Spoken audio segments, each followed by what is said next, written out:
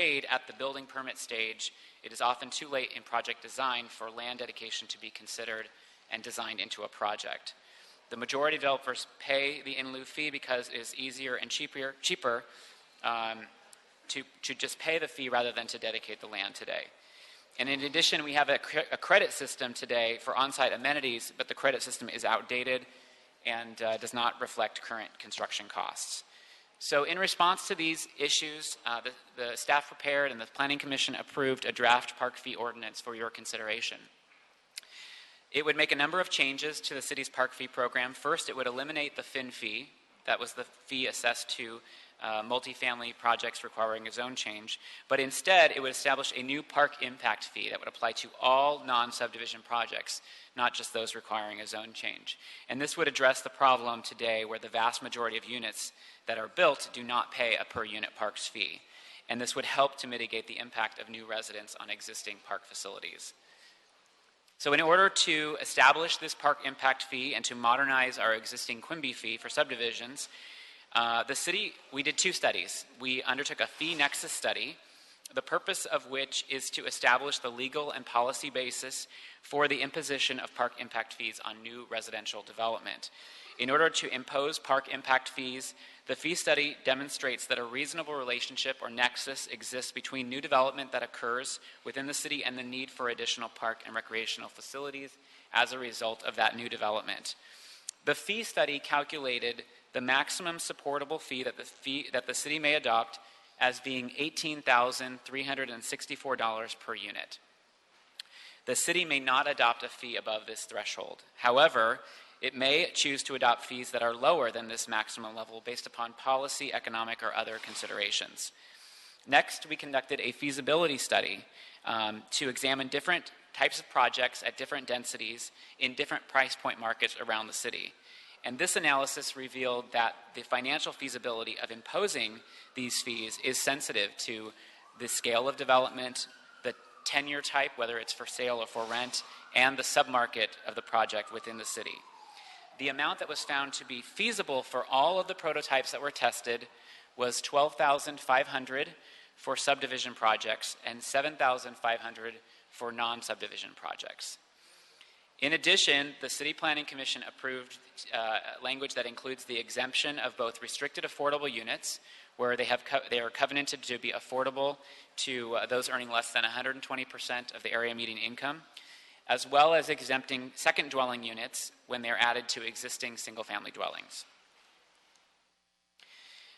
Given that the city may choose to adopt fees below the maximum level that was identified in the fee study, the department recognized the need to balance these multiple policy priorities in the imposition of additional fees on development. So in this draft ordinance, the City Planning Commission has approved a more modest park fee increase, which would be $10,000 for subdivisions, up from the current $2,800 to $8,000 per unit, and $5,000 for non-subdivisions, up from currently $0 per unit. These increases are proposed in the ordinance to be phased in over a 2-year period, which would help to ease the transition for projects and provide time for future project developers to be able to incorporate these higher fees into their planning, design, and financial analyses. Additional adjustments would be possible in the future as well with additional data and analysis. There's a limited ability for development to absorb additional fees, and based on the financial feasibility analysis, which again determined the maximum that projects could feasibly absorb, these lower amounts of $5,000 and $10,000 provide a reasonable buffer for future mitigation fees to coexist with the park fees.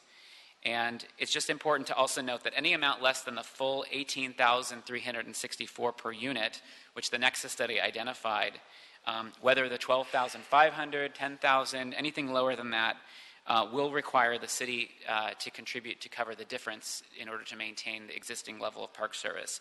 It's important that no future development is paying for any impacts other than the impacts that that project is creating. The department is also anticipating a number of other upcoming cost increases for development, including a proposed affordable housing linkage fee, which is currently under development and is proposed to be presented later this year, as well as updates to our transportation impact fees, development application fees, and other increased development costs. This chart shows you a quick comparison of, absolutely.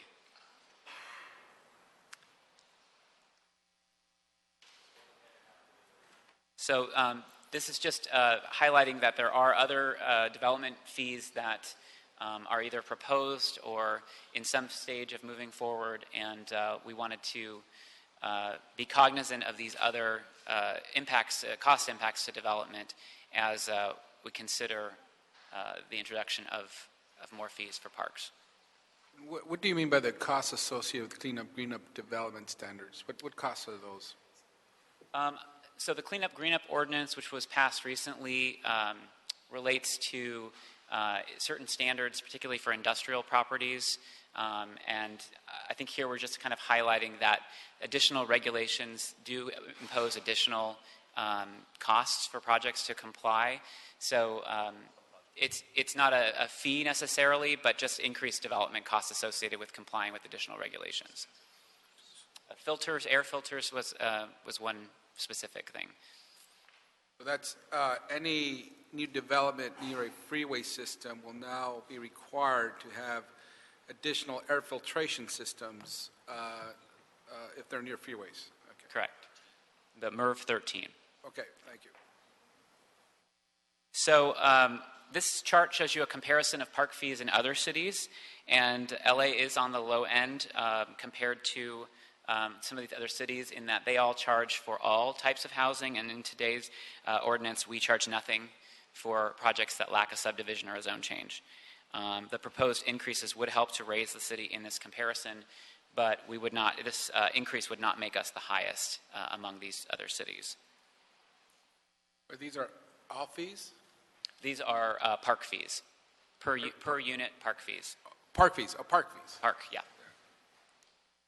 So in addition to modernizing the fees, the recommendations before you include changes to the ways in which fee expenditures are regulated.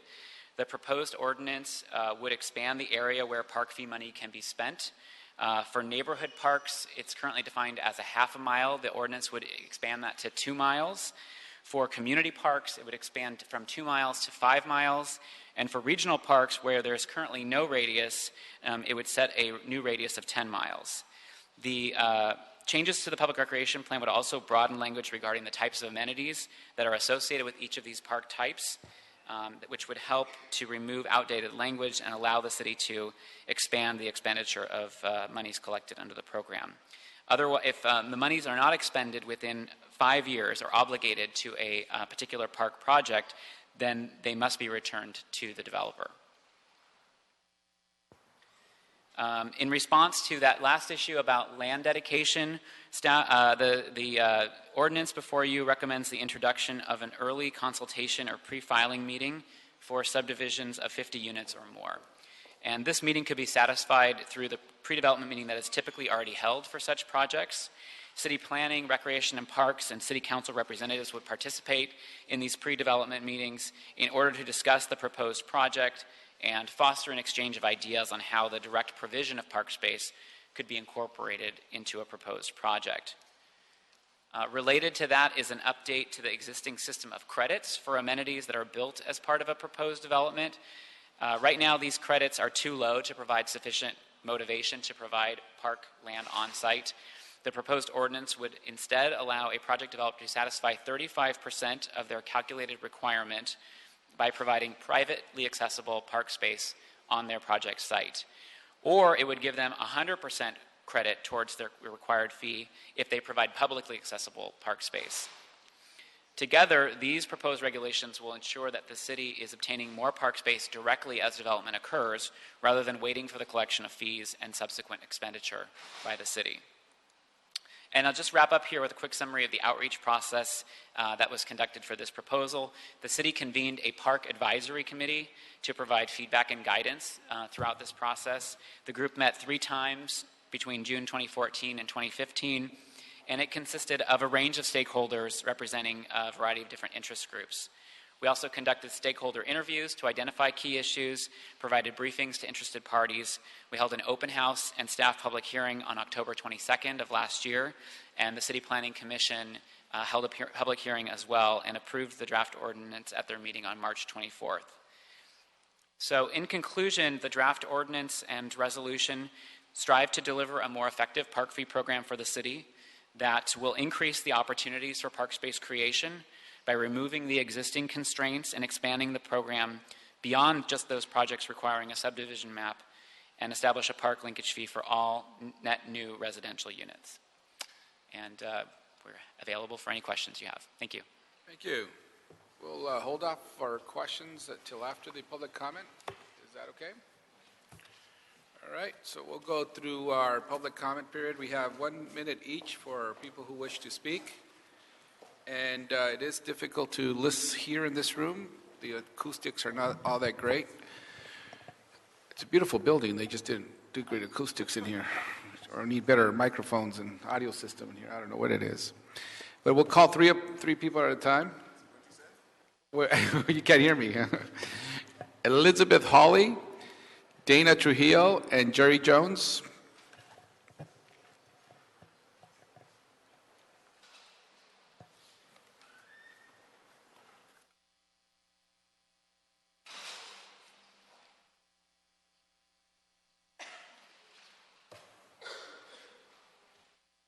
Welcome. Hi, good afternoon. I'm Elizabeth Hawley at the Valley Industry and Commerce Association, or VICA. We have some serious concerns about the proposed park update, including the park's fee update, including the sharp increase in fees. We cannot expect more homes that are affordable to average Angelenos if the city keeps making building homes more expensive. We do strongly support the amendments taken by the Planning Commission, especially adding a timescale so that the Departments of Rec and Parks and of City Planning have 10 days to provide written verification that consultations have taken place. If this clause is not included, projects could be unreasonably delayed. We also strongly support a grandfather clause. It's unreasonable to apply these increases to much-needed housing projects which are already in the works and the budgets have already been set. We remain concerned about the time scale of the significant increase, and we would urge the committee to consider a longer phase-in period. If fees must be raised, increases should be reasonable and allow developers to plan for the future. We urge you to consider these concerns. Thank you. Thank you. Welcome. Good afternoon. Thank you for letting me present public comment. My name is Dana Trujillo. I'm the Chief Real Estate Officer from Skitter Housing Trust. Skitter Housing Trust is a permanent supportive housing provider. We've developed about 2,000 units and almost 30 buildings in Los Angeles. Skitter Housing Trust supports the proposal before the Committee on Park Fees. We think recreational space is important to the people of Los Angeles. We also commend the committee for continuing to exempt affordable housing from these fees so that we can incentivize the much-needed production of affordable housing. With regard to this exemption, we urge the committee to use the opportunity of this legislation to make park fee policies consistent across the municipal code. Within the greater downtown housing incentive area specifically, affordable housing developers are currently required to pay a Quimby equivalent fee, inconsistent with the Quimby policy everywhere else in the city. So we had one project where we had to pay a Quimby equivalent fee. It's called the New Genesis Apartments on Main Street, and we paid about $500,000, redirecting scarce housing dollars towards supporting park use. The policy before the committee should establish a consistent policy citywide that exempts affordable housing from park fees. Thank you. We had a question. What was the question? Sure. So the Greater Downtown Incentive Ordinance, which is to facilitate housing, has a Quimby equivalent fee, which the city attorney has determined is not exactly a Quimby fee. So it's called a Quimby equivalent fee. Yeah, specifically. And so even though we're 100% affordable, the projects are required to pay that fee because they couldn't exempt it under the current Quimby policy. So we just need to clean up that ordinance a little bit to have consistency. Thank you. Jerry Jones, Neil McGuffin, Gideon Krakoff, Marie Rumsey. Good afternoon. My name is Jerry Jones. I'm with the Inner City Law Center, and we also support the proposal.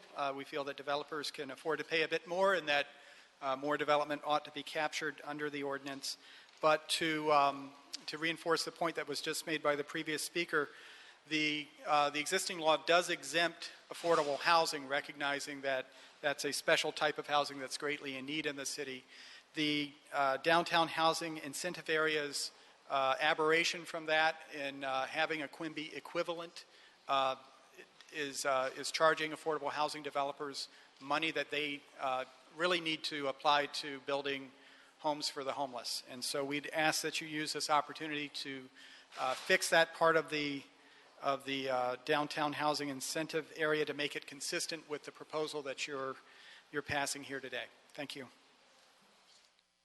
Thank you.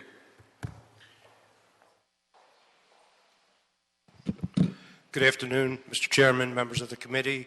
My name is Neil McGuffin, Little Tokyo Service Center. That we've developed about 900 units of affordable housing throughout the county, many of which are downtown.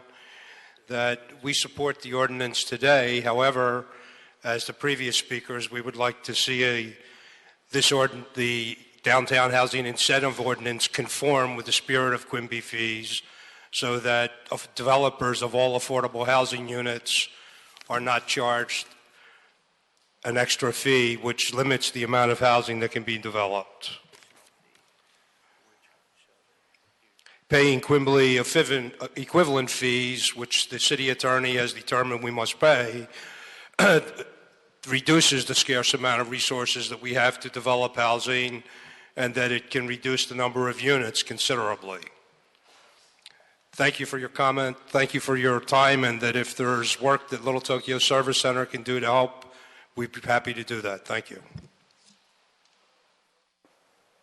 Good afternoon. My name is Marie Rumsey, and I'm here on behalf of the Central City Association. Today, as you consider the park fee update, we ask that you take a balanced approach. If adopted as proposed, the park fee update will negatively impact housing production, and that is the last thing the city should do in the middle of a housing crisis. However, we believe the impacts can be mitigated if you amend the ordinance. CCA submitted a letter with recommendations, and we hope you will consider them. Specifically, we'd like to see you refine the grandfather clause for projects that currently do not pay the fee and extend the phase-in period for subdivision projects. These amendments will foster a predictable environment to support housing production.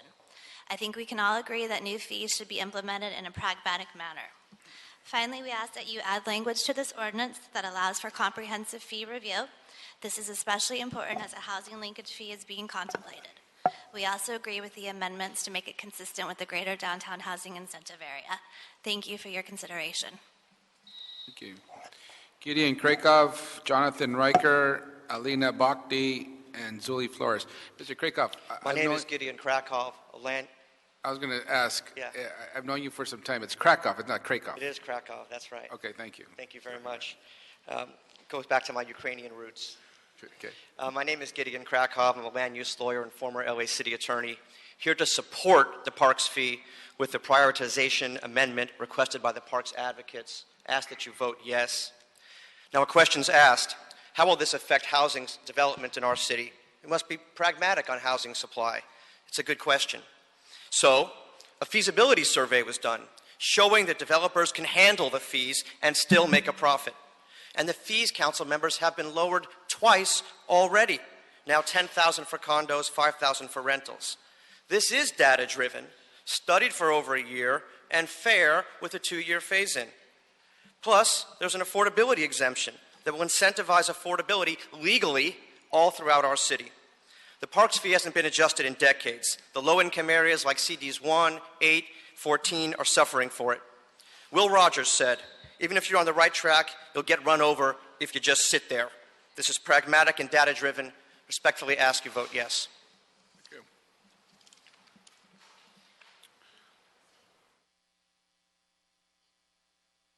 Hi, buenas tardes.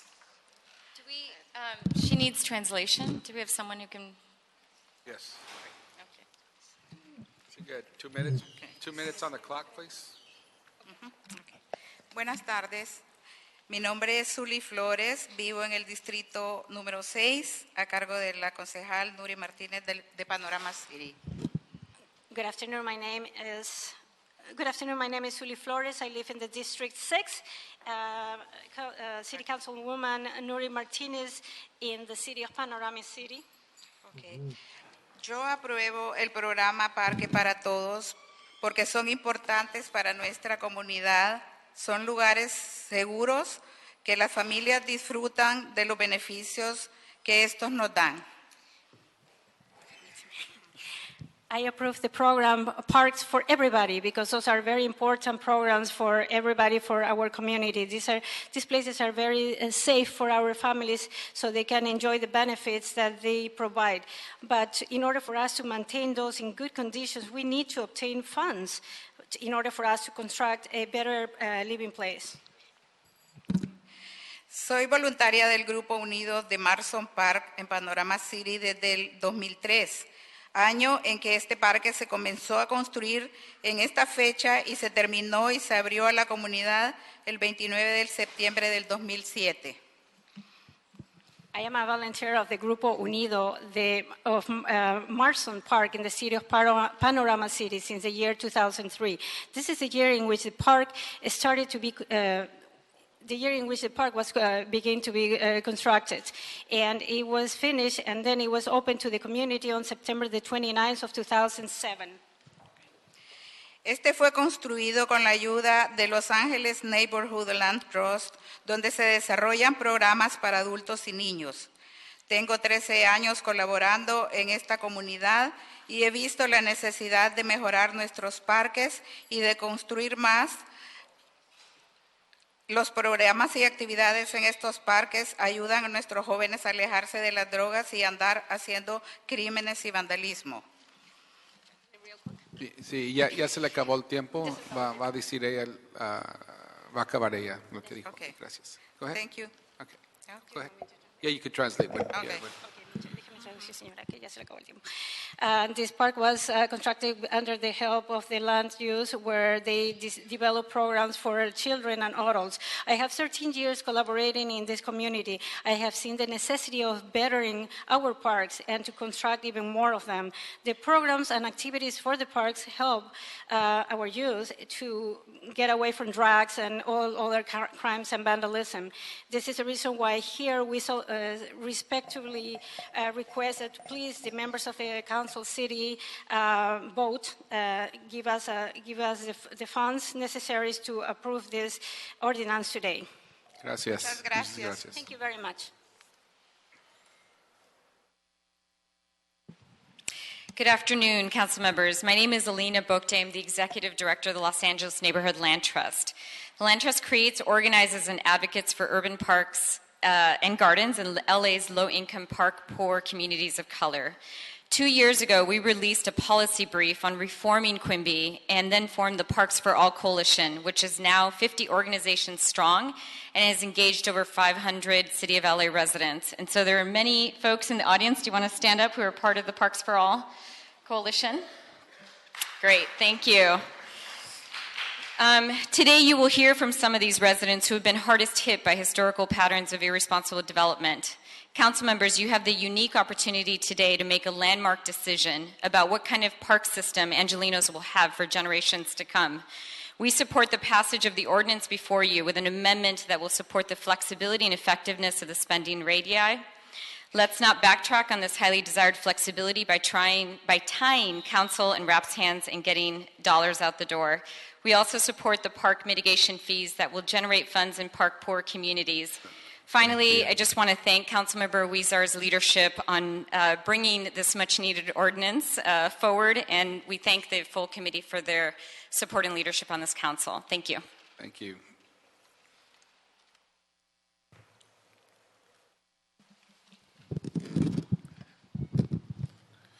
Hi, my name is Jonathan Riker. I'm a land use and environmental attorney with Irvin, Cohn, and Jessup.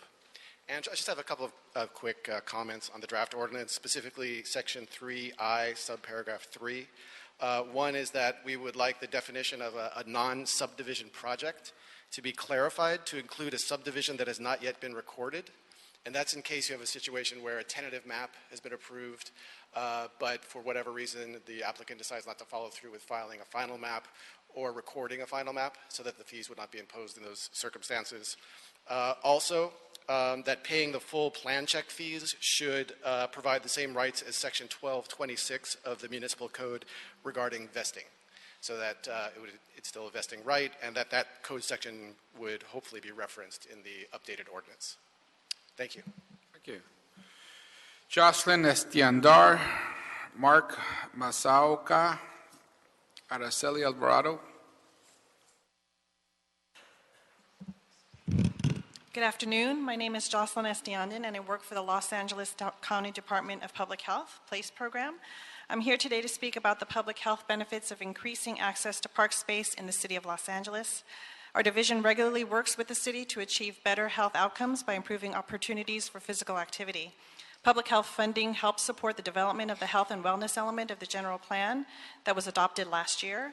Currently, we are supporting the mayor's Vision Zero to eliminate all traffic deaths by 2025. A priority for our department is to address and work to prevent obesity in Los Angeles County, cities, and communities. The city of Los Angeles has a childhood obesity rate of 25.4%. Obesity increases a person's risk for a large number of chronic disease conditions, including diabetes, stroke, and coronary heart disease. One way to fight obesity is through daily physical activity. Evidence suggests that parks can be instrumental at promoting physical activity among both children and adults through recreational programs and structured activities such as walking groups. Unfortunately, not all LA City residents benefit equally from access to green space and parks, nor the health benefits by having opportunities for physical activity. Thank you. Thank you. Good afternoon. My name is Mark Masaoka. I'm with the Asian Pacific Policy and Planning Council, an association of 40 API nonprofits in Los Angeles County. We're part of Parks for All, and we support the measure. In particular, Koreatown is in need of park space. It's one of the densest neighborhoods in the entire country, and there's only 3 square feet of park space for every resident in the district. Efforts that were being made were set back by the loss of CRA funds, and that's why this measure will be very important for restoring some of these needs. Thank you.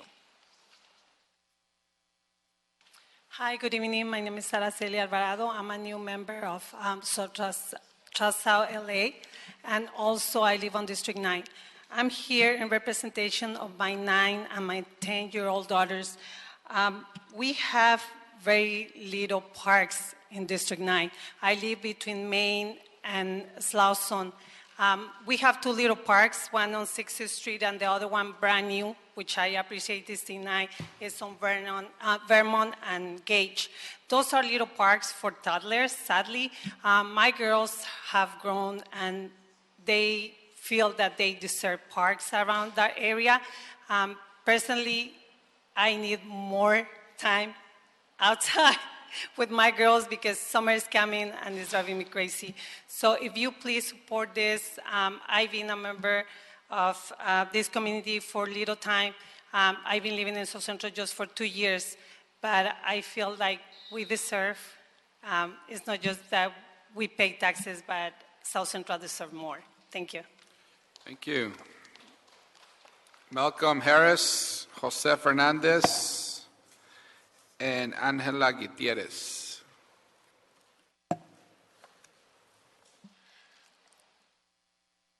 Greetings, committee members. My name is Malcolm Harris. I live in South LA in Council District 8 at Western and Gage, whoop whoop. And I'm also the director of organizing at Trust South LA, which is based in CD9 at Vernon and Main. And we're here in support of the recommendations presented by the Parks for All Coalition.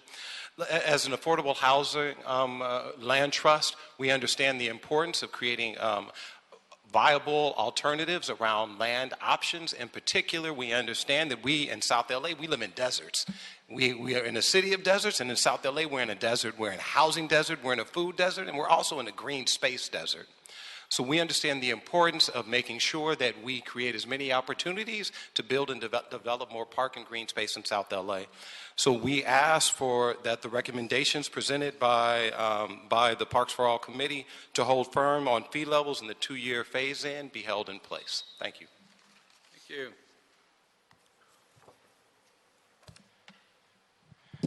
Good afternoon, council members. My name is Jose Fernandez. I am the Tenant Services Manager with the East LA Community Corporation.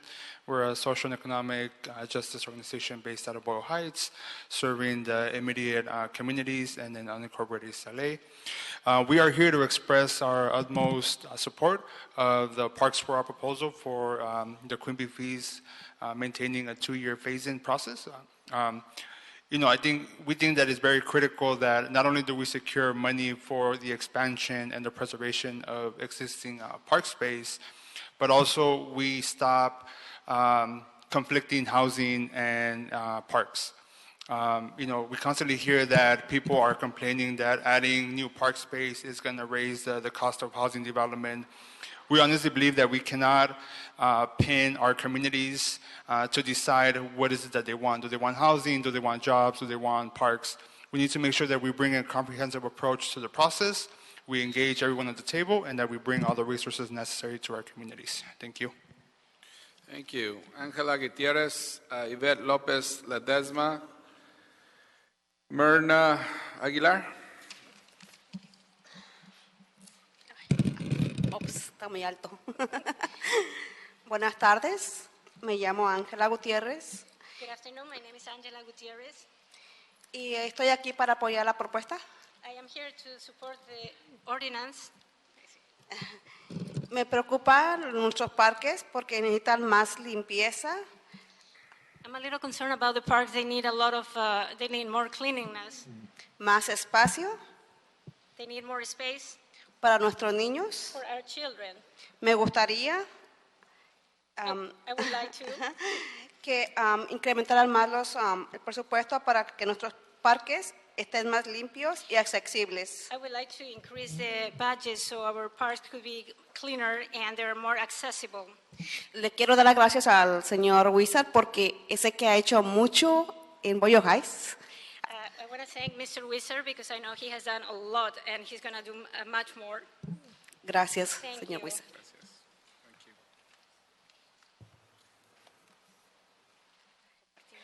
Muy buenas tardes. Good afternoon. Mi nombre es Mirna Aguilar. My name is Myrna Aguilar. Represento al distrito número 13 I represent district number 13. y vengo del Parque y Jardín Unidad. I come from Parque and Jardín Unido. Dos pequeños testimonios, señores. Two little testimonies. A mi hijo mayor criado en el área de MacArthur Park, My older son that went to MacArthur Park. ahora en prisión, dejándome responsable de 4 niños. He's now in prison and he's leaving me responsible of 4 children. A mi hijo pequeño criado en el área de Los Félix. My youngest son, he was raised in the area of Los Felix. A un brillante estudiante de Ingeniería Electrónica de UCLA. He is a brilliant student at UCLA of civil engineering. Ahora tengo la responsabilidad de 4 nietos. So now I have the responsibility of 4 grandchildren. Conocimos Parque Unidad y es un parque limpio y un parque seguro y nos da la oportunidad de sembrar nuestras frutas y vegetales. We met Parque Unidad. It's a clean park and it's a safe park that gives us the opportunity to harvest some fruits and vegetables. Señores, comunidades seguras y saludables representan sociedades limpias y saludables y seguras. Les pido desde el fondo de mi corazón que apoyen el proyecto Parques para Todos. Muchísimas gracias. Gentlemen, please, the communities that are safe and healthy. Communities that are safe and healthy represent communities that can be better. So I would really ask you to support this program. Thank you. Thank you. Gracias. Yvette Lopez Ledesma, Julie Lung, Sarah Osbaha, Maria Camacho. Good afternoon. My name is Yvette Lopez Ledesma, and I'm the Deputy Director of Pacoima Beautiful. I also live in the Northeast San Fernando Valley, and we are a partner of the Parks for All Coalition. Pacoima Beautiful asked members of the Plum Committee to approve the 2-year phasing in of the Quimby fees as proposed. We are confident in the work that our coalition and the Department of City Planning have done in studying the Quimby fee, and with your support, more Angelinos will reap the benefits that development can bring. Thank you for your time. Thank you.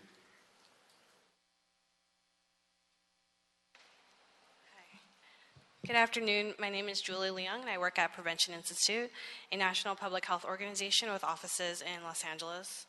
Parks and recreational facilities are critical public infrastructure that have a direct influence on health by creating opportunities for physical activity. Shamefully, due to past policies and practices, LA is one of the most park-poor large cities in the nation, a burden shouldered primarily by low-income communities, the same communities with disproportionately high rates of diabetes and other diseases associated with lack of physical activity. By strengthening the city's restrictive and out-of-date Quimby policy, the committee can bring LA in line with best practices for developer impact fees and decrease health inequities. Prevention Institute urges the committee to vote in favor of the proposed amendments to the Quimby policy. Thank you. Thank you.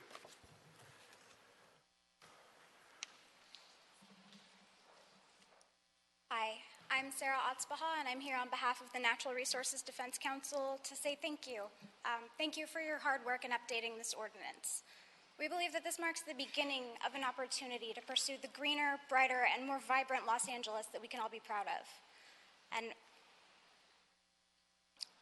we urge you to approve the proposed ordinance with one amendment to the radius language to pursue this vision. And it's this vision that brings me before you today. Restrictive radii are one reason why existing Quimby policies failed to deliver in the past, but today we have an opportunity to prevent tomorrow's policy from suffering the same fate. And that's by striking the language in section 1233H5. This language will restrict spending to a 2-mile radius unless there are no opportunities for park projects or capital improvement projects. We're concerned that the practical effect of this language will restrict the spending indefinitely, so for this reason we urge you to strike that language and preserve the flexibility we need to preserve our parks. Thank you. Thank you. Maria Camacho, Juanita Ruiz, Elsa Tung, and Miguel Luna. Great. Good afternoon, Chair and members of the committee. It's great to see you all.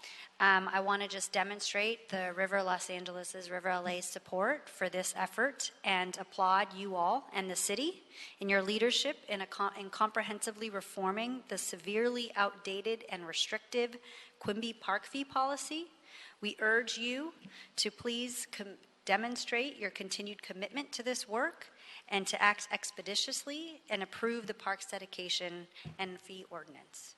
Specifically, we support the expansion of the fee expenditure radii to ensure spending flexibility and effectiveness, a modernization of the fee structure to reflect actual park impact and park development cost, an exemption for affordable housing units to promote affordable housing development, and a robust developer credit system to incentivize on-site park and recreation facilities. Again, applaud your work and considering this effort. Thank you. Thank you. Hola, buenas tardes. Buenas tardes. Mi nombre es Juana Ruiz, vivo en Pacoima, en Distrito 7. My name is Tania Ruiz. I live in Pacoima in District 7. Y soy miembro de Pacoima Beautiful Parque para Todos. And I'm a member of Pacoima Beautiful Park for Everyone. Este día estoy aquí para solicitar su apoyo económico para que se realicen parques. Today I'm here to request your financial assistance so we can develop more parks.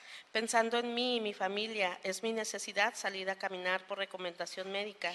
I am thinking about myself and my family. It's my necessity, and this is a doctor's recommendation that I have to go out and take a walk. También me gustaría que fuese un parque que tenga un área específico para personas que están en silla de ruedas o que tengan alguna discapacidad. I would like for this park also to have a specific area designated to people that have wheelchairs or they have a specific handicap. Ellos también lo necesitan, que tenga muchos árboles y respirar aire limpio, que sea muy seguro para todos. They also need that. They need a lot of trees, and because they need to breathe clean air and a place that should be really safe for everybody. Thank you very much. Es todo. Muchas gracias. Thank you very much. Gracias. Good afternoon, council members. Elsa Tung, Parks for All campaign manager. Now, some say they want the park fees lower and slower. Never mind that the proposed fees are less than half of the $18,364 necessary just to keep the Park Service status quo. Never mind that when you compare LA with other cities, the proposed fees fall squarely in the middle and far below Hermosa Beach, Glendale, Pasadena, San Diego, San Francisco, and San Jose. Never mind that when the phase-in period corresponds to the fee level, and when the fee gets cut like it did last time, the phase-in period correspondingly gets cut. Never mind that even with these fees, developers will still get reasonable profit margins between 11 and 15%. Never mind that a recent study shows that in cities like LA, development costs are not the primary driver of housing price growth or constrained supply. Never mind all of this if you want to also never mind the health and quality of life of our children and families. Councilmember, this policy reform has been 40 years in the making. Maintain the fees with the 2-year phase-in and pass the ordinance today. Thank you. Thank you. Miguel Lunas, Diane Silva, Blair Bedston, Risha Achiosa. Good afternoon, council members. Thank you for your dedication to this and your diligence to this process, and to your staff. I'm here in support of the Parks for All. I'm here to let you know that it's time to modernize the city's park fee policy to reflect the needs of our current numbers and growing population. I'm also in support that there should be no restrictions in spending within an area that has already been identified of need. So I ask you to restore the flexible spending. I believe developers should be good neighbors, and they are. If they're developing housing, which is much needed, I think they must also accompany that with much needed green community space. The future of how Angelenos will continue to interact with green urban space, especially in areas where it's direly needed, it's in your hands. So the decision is yours, and we hope that you make a decision that is supported by many that you see here today. Thank you very much. Thank you. Good afternoon. My name is Risha Achioso. I reside in Los Angeles Council District 8, and I am a member of the Land Trust and Parks for All. Living in Los Angeles, I witnessed children in my own community put their own lives at risk by playing in the middle of the street due to a lack of safe parks. It has resulted in vandalism, gang invitation, and disturbance complaints. Children in my neighborhood deserve a safe park to play in. I urge you to vote for flexible funding and approve the ordinance today. Thank you. Thank you. Good afternoon. My name is Diane Silva. I'm here representing the Trust for Public Land. The Trust for Public Land is a member of the Parks for All Coalition, and we would like to support the recommendations that have been put forth today by the coalition. We believe all Angelenos deserve access to safe and well-maintained parks, and we know that this fee update will help to support that in the city of Los Angeles. We'd like to urge council to move it forward with the phasing at 2 years, as is written in the fee update. Thank you very much for your time. Thank you very much. Blair Bedston, Camille Morris, Alicia Woodsling, and Heather Krosner. Hi there. Blair Beston, Executive Director of the HistoriCorps Business Improvement District, also a downtown resident. As many of you know, I have a 3-year-old, and parks are vital to me. But in the interest of prioritizing, I also feel that we are in a housing crisis. I think we can all agree on that. As a former development and construction manager and now representing development in the historic core, I know how difficult and costly it already is in our fair city. Many adaptive reuse projects do trap maps for financing purposes without the intent of even doing sales. So if there could be at the very least, a slower phase-in, I think that would be fair for projects that are underway, just so that they can allocate in their performance this additional cost. Thank you very much. Thank you. Good afternoon. My name is Camille Morris, and I am one of the over 900 people with the Los Angeles Neighborhood Land Trust that support the Parks for All Coalition. I live in Los Angeles City District 10. I've traveled many parts of Los Angeles, from downtown to South LA, Cypress Park to North Hills. During my many travels, I've seen such history and culture, yet there aren't many parks in these areas I frequent most. Parks can be a healthy, safe space to explore and engage, from community gardens to bike paths and wide open spaces to play and run. You all have the power to create these spaces where there is a deficiency.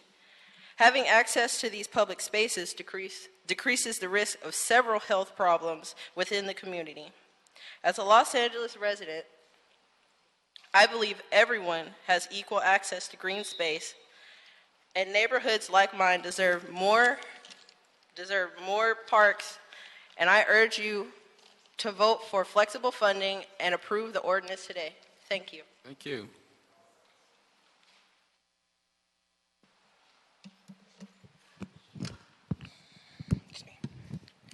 Hi, Alicia Witzling with the LA Chamber, LA Area Chamber of Commerce, sorry there. On behalf of the LA Area Chamber, which represents over 1,600 organizations and 650,000 employees, we have some concerns about the Quimby update, as you've heard from some of our colleagues in other organizations. We're recommending that the grandfather clause be amended to include any non-subdivision project that would otherwise not be subject to a park fee, which has submitted an application to the City Planning Department and paid all associated application fees prior to the effective date of the ordinance. Developers purchase land and create pro formas based on current fee structures. To change the requirements on them late in the entitlement process would add an undue burden to developers that could stall projects or raise the cost of housing at a time when we are lacking in an affordable supply at all price levels. For this reason, we also believe that the impact of the new park fee should be mitigated for subdivision projects by extending the phase-in period from 2 years to 5 years. And we're also concerned about the linkage fees and the accumulation of fees that are going to be coming to developers in the next few years. Thanks. Thank you. Heather Krosner, Christine Rangel, Georgina Serrano, Vince Lenz. Heather Krosner, Latham and Watkins, and we submitted a comment letter yesterday. We ask that the proposed ordinance include language confirming that approved projects with vested rights are not subject to this new ordinance consistent with the law. The current ordinance has some language to that effect with regard to non-subdivisions, but we ask that this language be expanded to include exceptions for all projects with vested rights, including those with vesting tentative tract maps. We've submitted proposed language for your consideration. Thank you.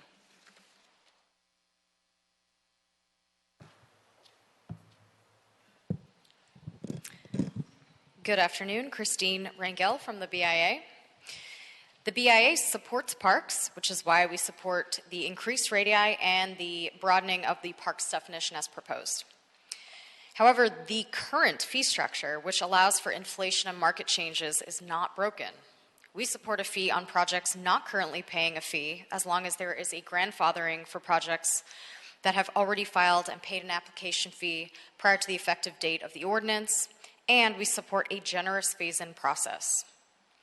Last Friday, the governor said, quote, "If you want some assisted housing, you're going to have to reduce some of the regulatory burdens that are faced by developers."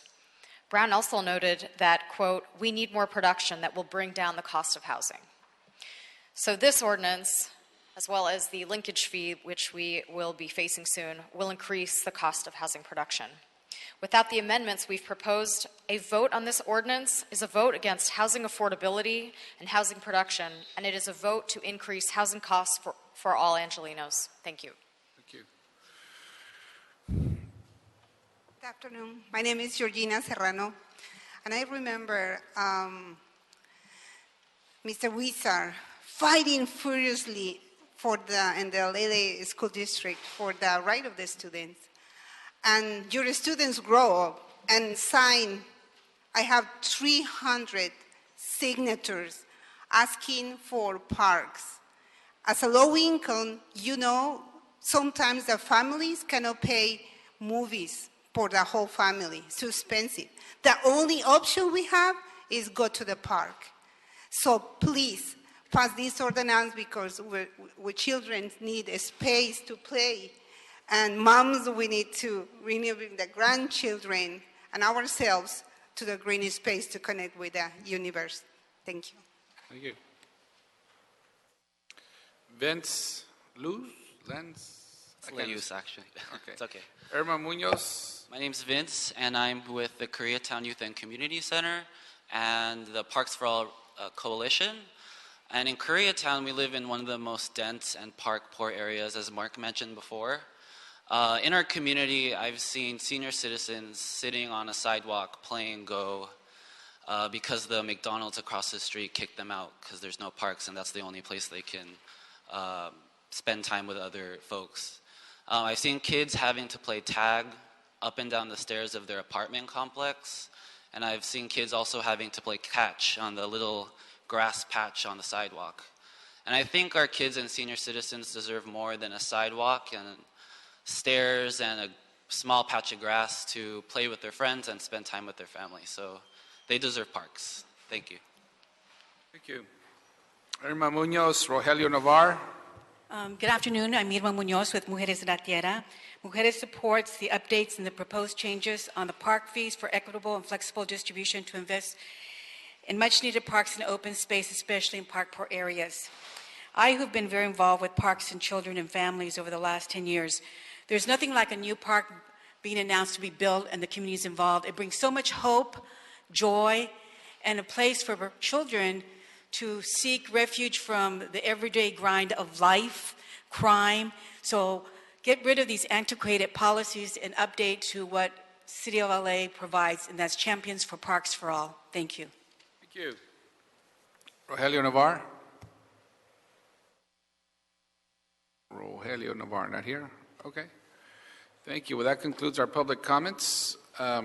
Colleagues, we'd like to open it up for questions to our staff. The staff here still? We can get you up here, please. Questions? Yes. Mr. Cedillo. So this is for the CAO. I'd like to get a report. We hear this discussion about housing and parks, and I think that's a false debate. We need both, but we want to make sure that we don't eliminate one in our effort to get another. And so there's been a lot of comment about the cost of housing. And while I really appreciate the study that was done to compare park fees in other cities, it's incomplete. And so what we need is not just a review of the fees for the parks, but the fees for the cost of building. And so I noted that in addition to this fee, that there's going to be an affordable housing linkage fee, a West Side transportation fee, an updated application fee, and then those costs with the cleanup, green up. All those things have to be considered because it becomes a moot point if we prohibit housing, then there's no parks. And so, you know, there's a premise here, there's a presumption here that we're going to build housing and that these costs have no impact or the impacts are inconsequential, and that we're going to have parks. I just want to make sure that we're not at some tipping point where we eliminate housing and then we eliminate parks. So that's one, and I'd like that to be part of a report back that looks at that all the fees that are going to be part of the development, and you know, we also have an arts fee and an LAUSD fee, et cetera, and compare that to other cities. I'd like this report back when the ordinance gets back to us. I'd like the report to take into account, as I indicated, all the fees that I just stated. So that's one. I think we also have to think critically and thoughtfully about the exemption for affordability.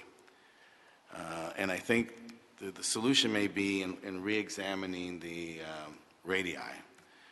Because what happens is, if we say that affordable doesn't have to pay, then what we're saying is poor people don't get parks. And I don't think that that's a position that we support. And so, Mr. Chairman, you have downtown that's landlocked, lots of incredible density. You know, it's hard to figure out where we're going to get parks and land and space. We need density. That's critical for us, for our mobility, for the productivity, for the density that's required to deal with the challenges of building the urban landscape. At the same time, if we exempt affordable affordability, then where do they go for a park? And so my district, the first district, has a lot of affordability. It's a product of the incredible work of my predecessor, Ed Reyes, but we don't have the parks. And so where are we going to have that? And how do we get that? It seems to me that we should rethink the whole concept of the radii and begin to think about equity and how we accomplish equity. So how is it that then we create incredible parks on the west side or maybe the valley, other parts of the city, but then we have this incredible density in the first district or the 9th or the 10th or the 8th where we don't have any parks. And so how do we get to that point? And so I think we have to rethink in its entirety this question of whether or not, say we continue to exempt affordability, then how do they get parks?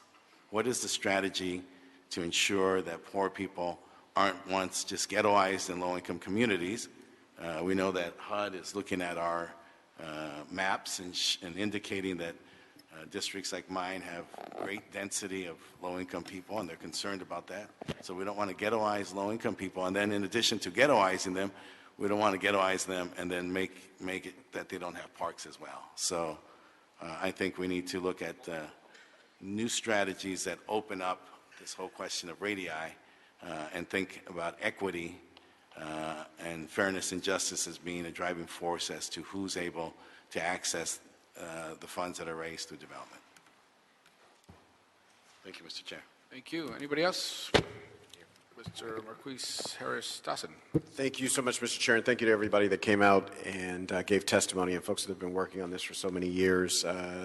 Some of you are familiar to us, but all of you have demonstrated a familiar spirit to building the kind of neighborhoods and communities that we all deserve. I had a couple background questions, and then I kind of wanted to follow up on what Mr. Steele put forward. So, with the existing policy, are there unspent Quimby funds? And if so, what's that amount? How long has it been around? What's the plan to get it out?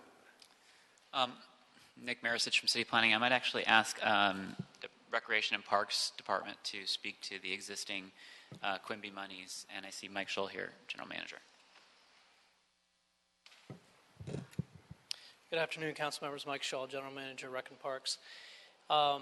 Since about 2008, we've collected approximately $118 million in Quimby fees. Over that same amount of time, we've spent about $100 million in Quimby fees. So the balance is right around $100 million as it stands today. So we're spending it as fast as it's coming in. But that has gone way up the last couple of years. The collection with the development boom again, the fees are coming in pretty fast and furious now. But of the $100 million that we have, all but $30 million has been allocated. In other words, it's been put towards a project inside the city of LA. It just hasn't been spent yet. So there's really only $30 million available. Only 30. Well, yeah, only 30. But I mean, it's over. If you look at the rate of the funding coming in, I don't mean to diminish the respect. That much money. But to be quite frank, the needs of the park system is in the billions, not millions. So I say only 30 million because of our desperate need for money in the park system. Sure.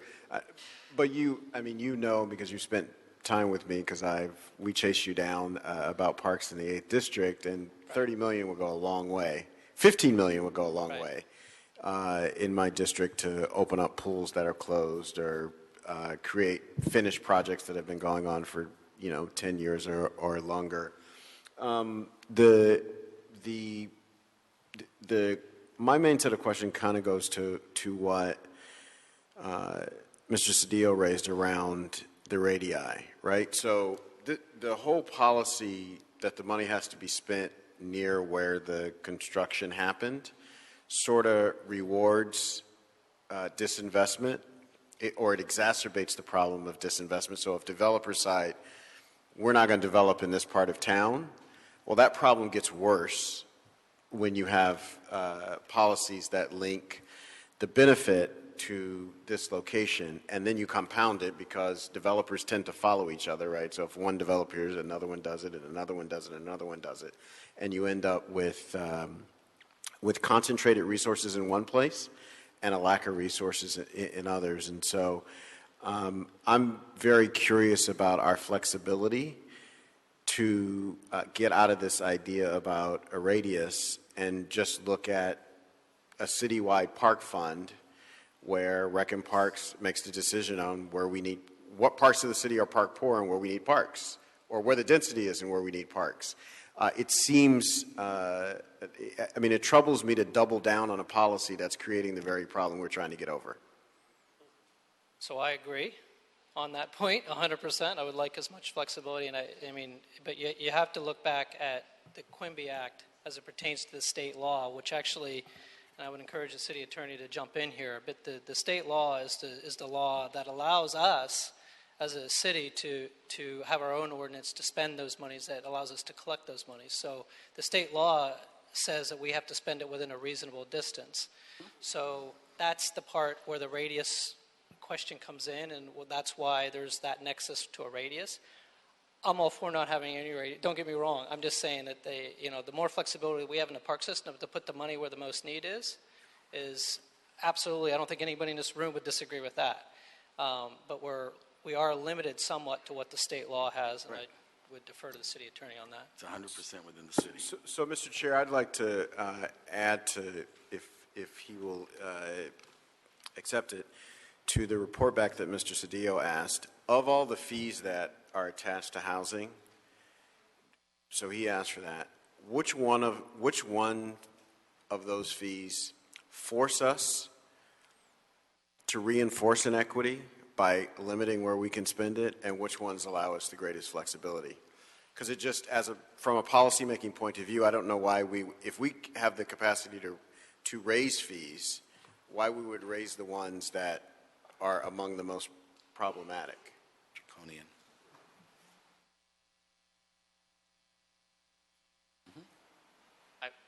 Nick Marisich from City Planning, and certainly agree with everything that was just said.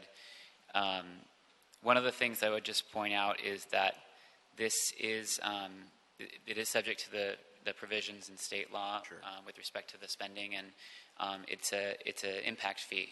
So no project can really be assessed for impacts that are already existing and deficiencies that are already existing. Under this program, it's really about mitigating the impacts of new population through new construction, and that's the way this fee structure is set up. So it doesn't take away from the deficiencies, but the limitations around this type of fee program is really related to that you can't charge a new project to offset an existing deficiency. It has to be the nexus is tied to the impact created by those new units. Right, and I know the lawyers have argued this out, but again, from my point of view, a new project in an area that's already dense with investment increases the gap. So it's not as if it has no impact on the rest of the city. It actually does. And so, I think that has to be taken into account. Also, the other thing I'd like to hear back is it was a little bit confusing when you said, well, this was the top amount we could charge, and then we did a feasibility study, and then we came down to this amount, and then we reduced that further, but we're now having fees on things that we didn't have fees on before. So how does that balance out in terms of what the income we expect or income you project? Because that was the one part that I wasn't able to glean from your proposal. So I'd like to get a sense of that, so we can kind of have some opinion about the different levels of fees. Sure, and I might be able to speak to that point, and I think maybe Councilman Cedillo's question about the impacts to housing. So we did do an economic feasibility study that looked at the cost to housing. We looked at different submarkets around the city. For example, building a project downtown versus building one in the valley. If you built it using wood frame construction versus high-rise construction, and what types of rents you would be able to charge, and therefore kind of looking at the the maximum amounts of fees that you could charge and that the market could bear. And that feasibility study is what led to the reduction from the maximum 18,364. That number would maintain our existing Park Service ratio of 4.2 acres per thousand.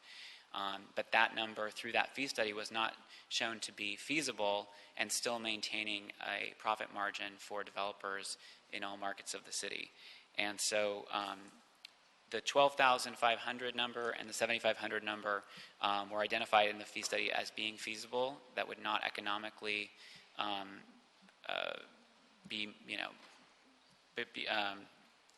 such that it would reduce the feasibility of projects.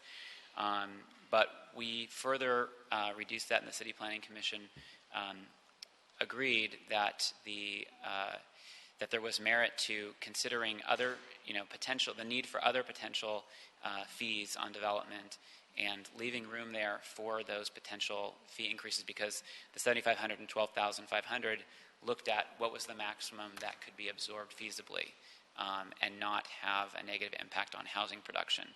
And so if that full amount that was feasible to charge was charged for the purposes of parks, there was concern that that would potentially not allow for there to still be adequate room in a project's portfolio or in a project's economic analysis to be able to afford additional fees on things like funding affordable housing. Thank you. The last question or set of questions. So in a district like CD8, the overwhelming majority of housing projects that come up are affordable. A spattering of what is called a market rate housing development. And I imagine attaching a fee to it will make that problem more pronounced. What's the vision of Rec and Parks to deal with that problem? So now you have increased fees other places, and then a situation where you're having a mechanism to get no fees here. How do we stop the rich and poor gap from growing even greater? Yeah, and I certainly would like the Rec and Parks to speak to that, but I know there are other funding sources that they look to for creation of parks. It's a very good question, Councilmember. It's, the department doesn't look as Quimby as the solution for everything. I mean, we look at Quimby as the expansion of this radius as a great assistance to helping with those inequities as they've existed since the 70s. Every discretionary dollar, everything that we can get has been put into, our strategic plan going forward is focusing on these low-income neighborhoods. We've started a 50 Parks initiative where we built 35 new parks in the last 4 years, most of in communities like that you represent.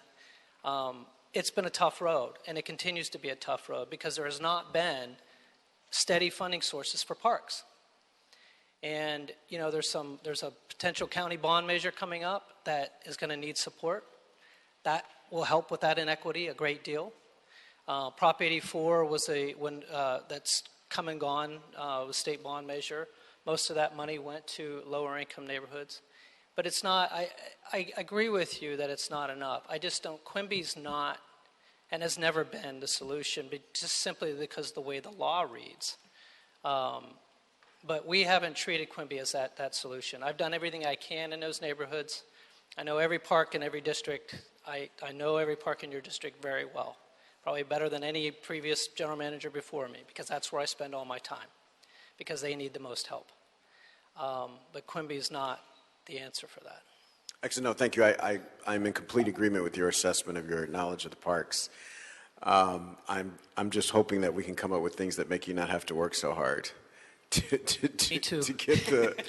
get work done in our parks. Thank you so much, Mr. Chair. Mr. Englander. Thank you. Is there anybody here in the room who, because I know we had a lot of speakers on sort of both sides and in the middle and grandfathering and looking at exemptions, and typically in this room and in this committee, there are people that come to the mic that are for something or against something. So I just want to get a sense, who here in the room is against parks completely and doesn't want any of them? Okay, just wasn't sure. Not anybody. So everybody's for parks. Okay. And the same thing as my colleagues, can I ask you guys as well? You're all for having parks? Okay.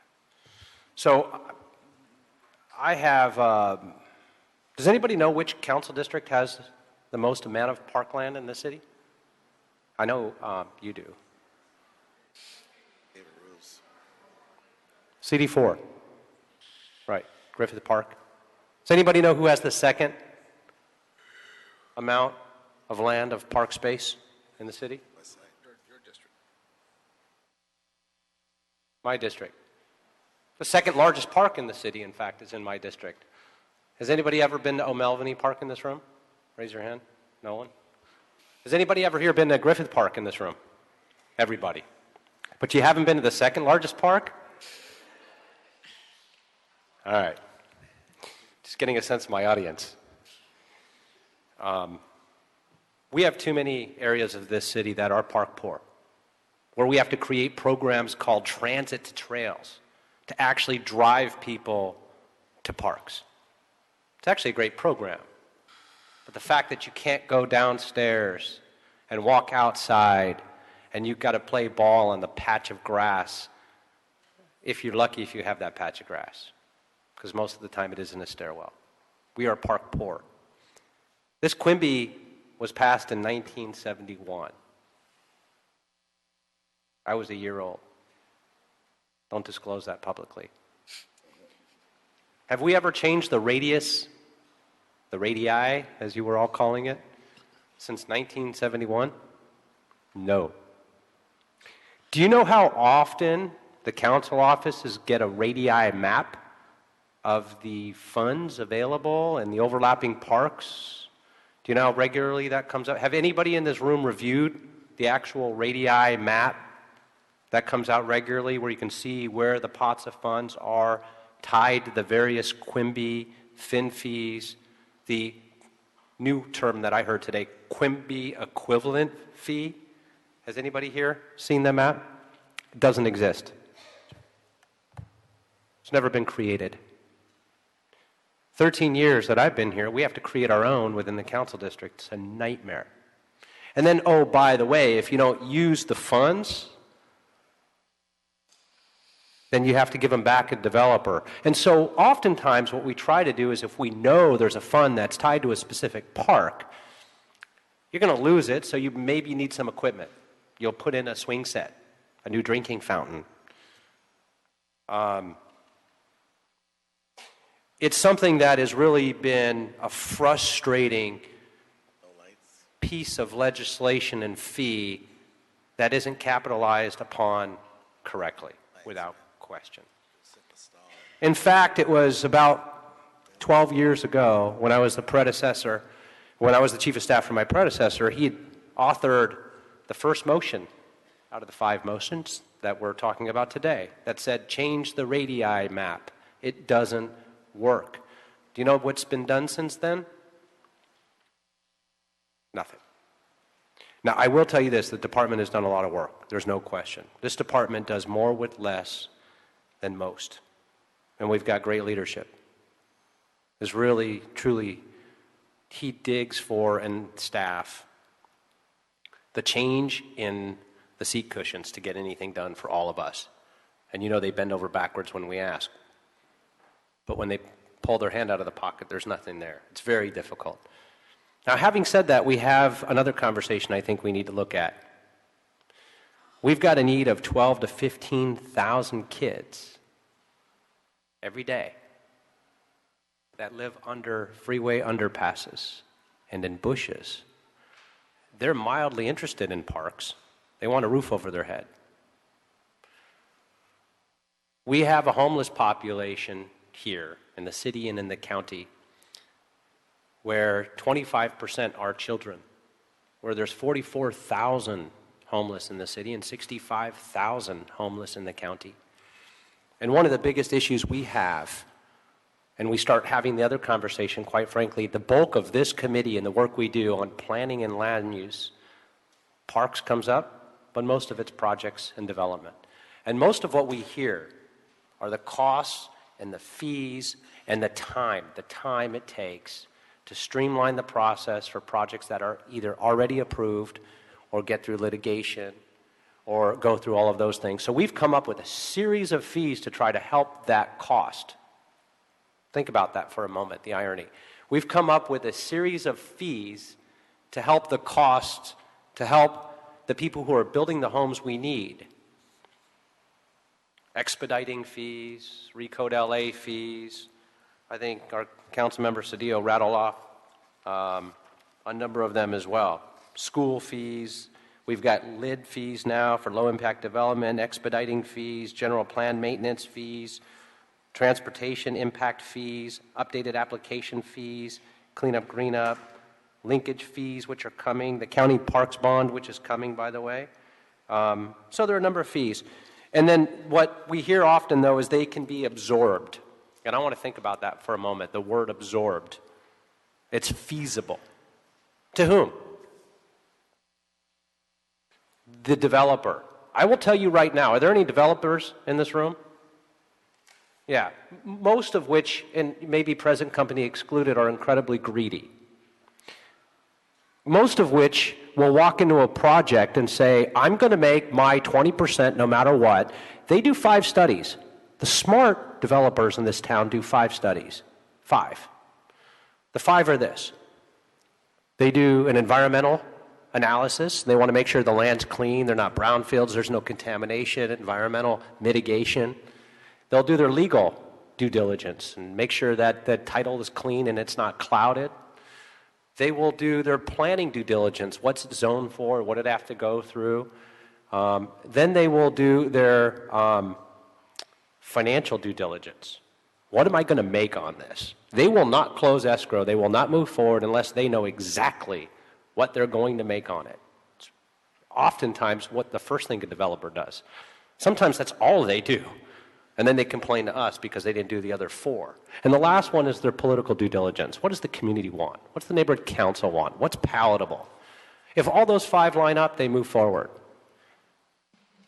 They don't walk away on their financial due diligence for 1 dime. They don't say, we're going to increase the fees so they're going to make less to do the right thing, to make the market rate units lower. What does market rate mean in LA today? You've got 800,000 people living under $30,000 for a family of 4. The average income is $28,000. What is market rate? What does affordable mean in today's market? We started talking about this update years ago. There are so many things we need to do move forward on this. Make no mistake, I am sold. I don't want to hold anything here except what's reasonable. I think the radius needs to move right away. I think we need to get GIS maps immediately and regularly and put them on the internet so the community and the neighborhood council and the park advocates and everybody can see what fees are available and what parks they can apply to. We need to do that on a dashboard where it's more transparent, where we can communicate and collaborate on some of those fees. We've never done that. I would suggest we do that. In terms of upping costs and changing fees and grandfathering things, those are great discussions, but at a time right now where we're trying to promote smart growth, good projects, all types of affordable housing, transitional housing, I don't know what permanent housing means anymore. Sustainable housing might be the term we need to use. We need to look at everything and put it all together in one conversation and one dialogue, but we can't do it fast enough. What I would suggest is this, colleagues. I think we need to move on the radius map ideas. They're long overdue. I'd like to see the department work and map out on a regular basis and make it transparent and put it online and on the internet and share where those fees are so we can actually start spending them. Now, oftentimes you're right, it's not that much money. It's a pool of funds here and it's a pocket of funds there. But then at the end of the day, when you pool those funds with other funds, then you can start doing something. When you realize you've got $100,000 sitting on one block where you can actually maybe purchase some parkland or make some improvements, and don't forget, it's also the improvements, the maintenance, and the operations. There's a tremendous cost in that. We have parks that are falling apart. We have grass parks that are only dirt. We have bathrooms that are falling apart. There's a tremendous need, and Quimby can be used for that as well. But when you start looking at that, and you're sitting with a community, a developer, when you're sitting with a neighborhood council, and you say, well, we can see all of these kinds of improvements done at this park, the developer, they're willing to put in $100,000, and oh, by the way, we've got another 100 sitting here from Quimby. We don't even know that now. We can't have that discussion because we don't know. So I would propose that we actually move forward on the radius map, on the radius changes, that we bring everything back here for further discussion on all these other elements, because for me personally, I think the last thing we need to do is stall any type of housing in a crisis, particularly with the fact that we've got the county park bond coming up in November, and I think the discussion is ripe right after that and see what happens. But why wait on the radius? And then also, again, I think the most important thing is knowing where the money is, making informed, data-driven decisions. As Gideon said, informed, data-driven decisions. I like that, Gideon. I got to use it. So with that, that's what I would look at, and I welcome this discussion. Thank you. Mr. Fuentes. Mr. Chair, thank you, and colleagues, thank you for the conversation. I will be very honest that I'm nervous when we talk about the radii conversation, because historically what has happened is, well, first of all, we want to make sure that it's in conformance with state law. The idea of stretching the radii makes me a little nervous, because there has to be a nexus to where the impacts of development are and the benefits of development are. But historically, we have had situations where where monies that are generated in one area move to another. But I understand why maybe we need to figure out how to address some of the park poor situations in various parts of the city, which brings me to my next point, that, and I'm glad that the general manager from the department helped us understand this, but Quimby isn't the end-all be-all to the solution. It is just, as I describe to my constituents more often than not, my job is to figure out how to make things happen, and it's one part of the answer for parks in our system. And certainly it is a very important piece, which is why I think we have to really distinguish this conversation from the other concerns that are being raised by many people about the impact of fees, et cetera, et cetera. We have an obligation under the general plan. There are 7 elements that we have to honor, and in the city of Los Angeles, we've decided to add more. I think we've got a total of 13 elements. But 2 of those that are really chief to us is housing and open space. And so to say that for one reason or the other we should favor one over the other just creates a big problem for us down the road, because ultimately we need to figure out how to fund all of those elements. And so I would suggest to us that we should agree on one thing, probably 2, but one immediately. We absolutely have to modernize this fee schedule. It is not even on par with a lot of other cities, and so to do anything less, I think, is a real problem and short-sighted. In fact, why we haven't modernized this fee schedule in the past, I'm not sure. But I do understand there's some challenges and concerns about development, but we need to make sure that we're not sort of suggesting that somehow one element of our obligation in general plans is more important than the other. That we have to do it all, and that's, I think, the challenge that we have as decision and policymakers. I do want to congratulate staff, I think, in their thoroughness in drafting this policy, in particular to being sensitive and speaking to some of the exemptions. I think we really do have to temper what it is that we need to do here, but we also need to make sure that we do the absolute most possible to make sure that we build additional housing, and I think this policy does that.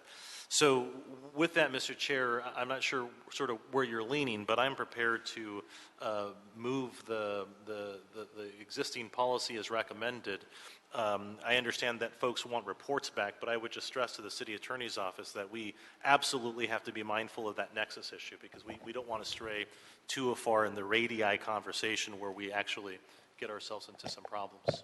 Great. Thank you, Mr. Fuentes, and I'll second your motion to move forward on this. And let me say that I agree with you wholeheartedly that no matter what the fee schedule comes out to be, this hasn't been looked upon or reviewed in years, and it is incumbent upon us for us to do that every once in a while, a lot sooner than we've been looking at this fee schedule, no matter what it comes out to be. And what we did find is, after some studies have been done, that the needs for our parks are just tremendous. A higher fee was set and recommended by staff. It went to CPC, and CPC actually reduced it. So we're at a point now where it's not even as high as the staff had recommended initially in terms of the fee schedule. So that there makes sense. But I'm also concerned that if we do not move forward on this, one of the reasons that we haven't reviewed this in a very long time is because there's always reasons coming up why we shouldn't. And I'd hate to be here 2 years, 5 years, 10 years now not having reviewed this again. And we have the information before us. There are tough decisions we have to make, but I think we have to do something at this time if we could. The other thing is that, as was mentioned, we have before us certain state laws and regulations before us as to how and when we can spend this money. One of the reasons this is before us is precisely because of the issues that were raised here, is that when I wanted to use some QIMBY funds for parks in certain areas that hadn't received it in a very long time, there was QIMBY available, but not that far. And so what sparked my interest in QIMBY reform or review was, well, let's expand that radius, right? Let's expand that radii to look at how we could spread that money out a little bit more. And Mr. Englander mentioned that a lot. But once we start asking those questions, it just uncovered a whole lot more that this needed a whole lot more reform to bring more issues of equity in line. It's not the end-all be-all, but it helps, I think. And with respect to affordable housing, when we have a development in any part of the city and you want to incentivize affordable housing, if someone builds 20% affordable housing, that affordable housing will not be, will pay QIMBY fees. So this is one of many other factors when you could incentivize affordable housing by saying you're not going to be charged QIMBY fees. And, you know, if you look at so I think it could incentivize, amongst other reasons, why we can have more affordable housing this way. And so I think we're at a good, it's been studied for a very long time. We should move forward with what's before us. I'd like to second your motion to ask the city attorney to prepare and present the ordinance so that we could have it back at Plum for final action. We'll have one more look at it. I think Point of order, Mr. Chair. Yeah. I was ready to second your motion, so I'm happy to second yours. Okay, second my motion. Okay, yes. Thank you. We have a framework that will come back to us from the city attorney, and we could move from it there. There are some issues that I think we could look at when it comes back to us, such as phasing it in, whether 2 years is appropriate or not. There's are some issues with respect to when does it take effect. Right now it is, I think, 60 days. We have to look at that as well. But I think the overall framework is there for us to move forward. So I'd like to make that motion, but with the caveat that we amend or strike the section 12.33.H.5. That section was added in CPC, correct? That's correct. What does that do? So the City Planning Commission was very concerned about the expenditure radii, and they wanted to ensure that additional findings would be made before the radius would be extended out to look for how to expend the money. So they were interested in tightening the regulations so that the money would be first spent at a neighborhood park radius before it then was looked at a community radius, before it was then out to a regional park radius. And so what CPC did was the opposite of us trying to make it more flexible and being able to use in wider areas, correct? They're saying it has to be immediate to that development, and that's this section, right? Yes. So, you know, if our goal is to make this money a lot more flexible and spread it out some more to a larger radii, I think we could delete that section that CPC added. And I'd like to ask the city attorney to clarify that affordable housing units are also exempt from the equivalent fee in the downtown housing incentive area. Let's clarify that. There were some people who mentioned that. And finally, I would like the planning department and Rec and Parks, in consultation with the CEO, to report annually for the first 3 years of implementation and to see what the actual impacts are. We have forecasting right now, but if we could get report backs to see the actual numbers and how this is working every 3 years, that would be helpful. Okay. Yes, sir. Mr. Cedillo? Mr. Marquise. Thank you so much, Mr. Chair. I appreciate your leadership on this and all the issues that you brought to the fore. I want to make sure from the city attorney a couple things. One, that supporting your motion doesn't preclude us from getting the report backs. And then two, a question that I'd really like to hear your opinion about. Again, I'm very new here. Every time we change something that CPC does, it ends up going back to them, and it ends up dragging the process out. Can you give us some advice about what's going to happen? Should we strike out the language as the chair has suggested? Yeah. Adrian Corisani, City Attorney's Office. So by striking out the language, as Councilmember Wisa referenced, you're going back to the draft that the Planning Department presented to CPC. So it is a version they saw, they considered, and they made a decision on. You're essentially disagreeing with their recommendation on that matter. So the item doesn't have to go back to CPC because it was something they considered. However, the Director of Planning will have to make the decision to approve or disapprove the ordinance as it comes out of CPC. If the ordinance is disapproved on behalf of the Planning Commission, it increases the vote at City Council, but it doesn't have to go back to CPC. Okay, good. That's a good clarification, too. Sometimes I wondered what has to go back and what doesn't. But if they reviewed it already, it doesn't have to go back. Yeah. Correct. It's something that they did talk about at length in this case. Yeah, okay. The other thing, too, in the motion that I made, I don't want to preclude the report backs that were made by colleagues on the committee, if that was part of the motion as well. So we're going to get those report backs when the city attorney ordinance comes back to us as well. Cedillo and then Englander. Right. Thank you for that, Mr. Chair. Let me fine-tune the report back that I was asking for, because I think this is key. I am very committed to expanding the radii, or to address the question of equity, simply, and I think that is a strategy for that. But I would ask you to, in your report back, to look at AB 1359. This was done October 3 years ago, and that was the purpose, the objective of that legislation was to make flexible Quimby so that in our current circumstances that we would have the ability to do those things. It had been too restricted, not looked at in years and decades, and that was the intent, was that it would give us cities and counties the flexibility we need so that it does not result, as Mr. Harris-Dawson noted, in exacerbating inequities in our city. I don't think that's the purpose of anyone here, is to exacerbate the inequities for parks in our city or in our region. And so I would ask you in your report back to give an analysis of what's the optimum that AB 1359 provides for us as a city. Okay. Mr. Englander? Thank you. A couple other things. One, I just wanted to go on the record and talk about for a minute the economics of it as well, because it was argued that I think it was one of the policies is that low-income affordable housing units would be exempt. So if you have, I think the example was used, 20% of a project, for example, is affordable, those 20% would be exempt from the Quimby. So the other 80% wouldn't be, which means that those would be market rate, and those prices would then have to be absorbed by the new buyer. And I think the housing continuum, and if you're looking at what happens when somebody actually does get that good paying job and is able to move up out of that transitional housing or affordable housing and actually purchase that first condo or home, and you start looking at, well, those costs are now higher because of all these fees we're passing on.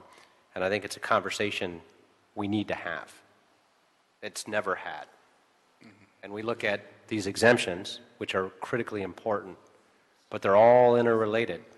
And when somebody does get on their feet and that family is able to move up and make that unit then available to another family, well, they can't, or they can't get that loan because that cost is now higher and not obtainable. And particularly in this marketplace here in Los Angeles, where it's one of the highest costs of living, one of the highest costs of buying, and one of the most difficult for a new buyer as well, to move in or to move up. So I think those are conversations we can't have policy discussions on without consideration and thought.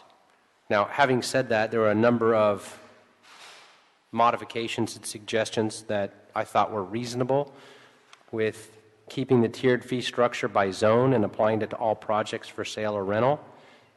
The 5-year phase-in for the fees. We do have a number of projects already in online, and it's a game changer. And I think before asking for those discussions to come back, we're asking the city attorney to draft language based on the parameters from the study. That's not the time, and we'd have to send it back to the city attorney. So if we're going to do it, we either ask that they do that now and accept those, or they give us a plan A and a plan B with both versions. And I would ask for then a plan A and a plan B so we can actually look at the language and how it would be written. I think that's the reasonable context to do that, as well as what was brought up was the grandfathering of projects that have already filed a planning case. We've got a number of cases that are already filed. Again, going back to the model that folks are trying to help provide housing in the city. They've done their legal analysis, they've done their planning due diligence, they've done their financial. They're already down in the process to provide this type of housing to us, and we're going to add a cost that may not, it could essentially be a setback and kill a project we need. I've already supported. They've already been negotiated with the community, and I think it's more than reasonable. And then the last thing is revisiting this for possible restructuring once two things happen: the linkage fee as well as the parks bond, if that passes and is approved in November, should immediately come back for a full financial analysis. So those would be my recommendations, that we come back with what you're proposing as a chair, asking the city attorney to draft it, but have a plan A and a plan B so we can discuss both, which we often do with many things. Well, the information is already available. It's just when I mentioned that we should just think about what the phase-in should be and or the time for it to take place, for it to effectiveness date. The information is available. I'm not sure that we need additional analysis on that. It's just, what do you want? I'm not asking for analysis. So if we're asking for the city attorney to draft the ordinance to come back to this committee based on the recommendation from the report, Planning Commission, striking the one change that CPC had made, I'm asking it to come back in two versions, an A and a B. The A with is what the report had suggested by the department and CPC without that one exclusion, and option B, which would be those four elements: the tiered structure by zone, the 5-year phase-in, the grandfathering of the current projects by planning case, and revisiting this proposal should those two things happen, which is the park bond and or linkage fee. So we just do another analysis and keep that conversation alive. The thing I asked for earlier has nothing to do with the ordinance, but I think it's critically important that we ask the department, whoever the appropriate department is, whether it's Rec and Parks and or the planning department, to put together the graphical maps of where the money is with an overlay by council districts and another overlay by all the parks, so we can actually visibly see graphically and visually where the money is and where we can spend it on what parks. And so that's separate, has nothing to do with whether we move forward on this or not. I think that just needs to be done. Okay, well, Mr. Engler, I've made my motion. You're free to make a motion to, okay. The second? Okay, who's the second? I don't know. Is there a second? Mr. Chair, let me suggest, I think there's some merit and some things that are just kind of common or typical for us. Grandfathering is just always something that, just a matter of course. We don't want to penalize somebody or change the rules when they're already in midstream. I think the grandfathering clause is something that we should look at. I trust you could conjure one up that's fair and equitable. And if I can, Mr. Steele, I'm not looking for us to vote on those particular things now at all. What I'm asking is, when we're going to come out back with specific language as an ordinance, that those be considered as options to look at and have the discussion then. So we're actually looking at legal language. That's all.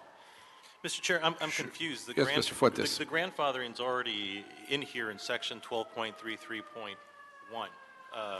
And it seems like it gives more than enough time to make sure that if this were to be adopted by the council, folks would have plenty of notice, unless that was struck or something. No, it's not in there. I don't believe I think it's a little different. We're looking for filed, a planning case, and I think that language was a little different.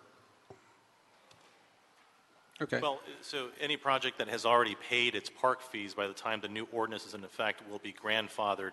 That to me is better than filed. The fees have been paid. Right. Yeah, so it's different language. That's grandfathering. Well, on these particular items, the process I'm suggesting is that a motion's been made and seconded. We could vote on that.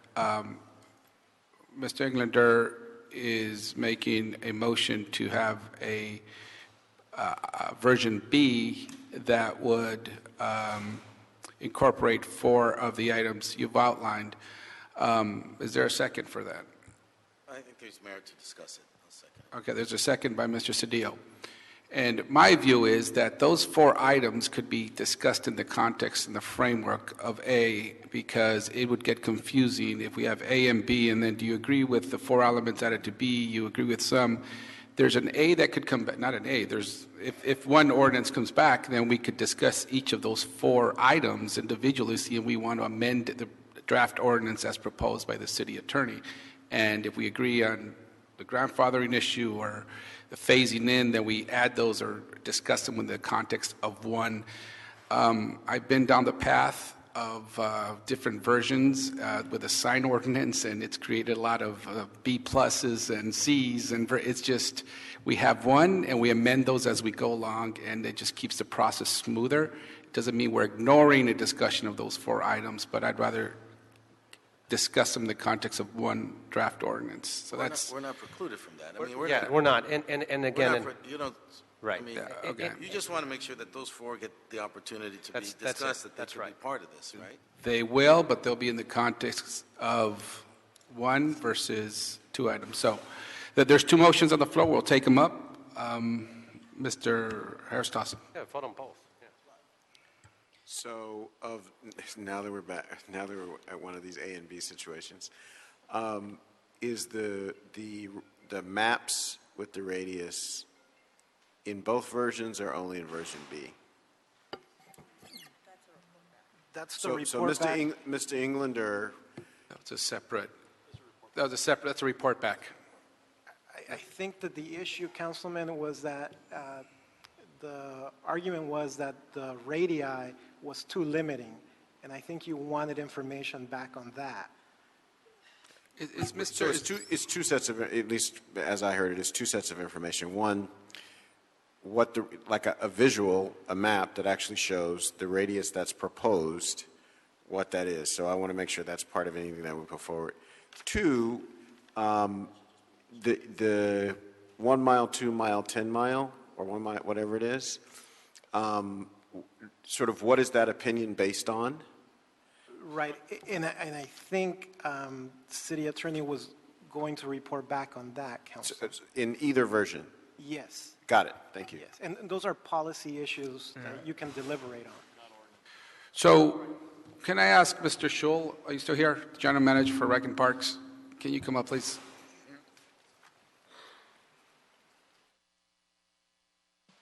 The information on maps and the radius, do you have that available? Yes. You have that available. It's just a matter of presenting it and putting it in public, right? It's all in, it's in a GIS system that we built about 6 years ago. Okay.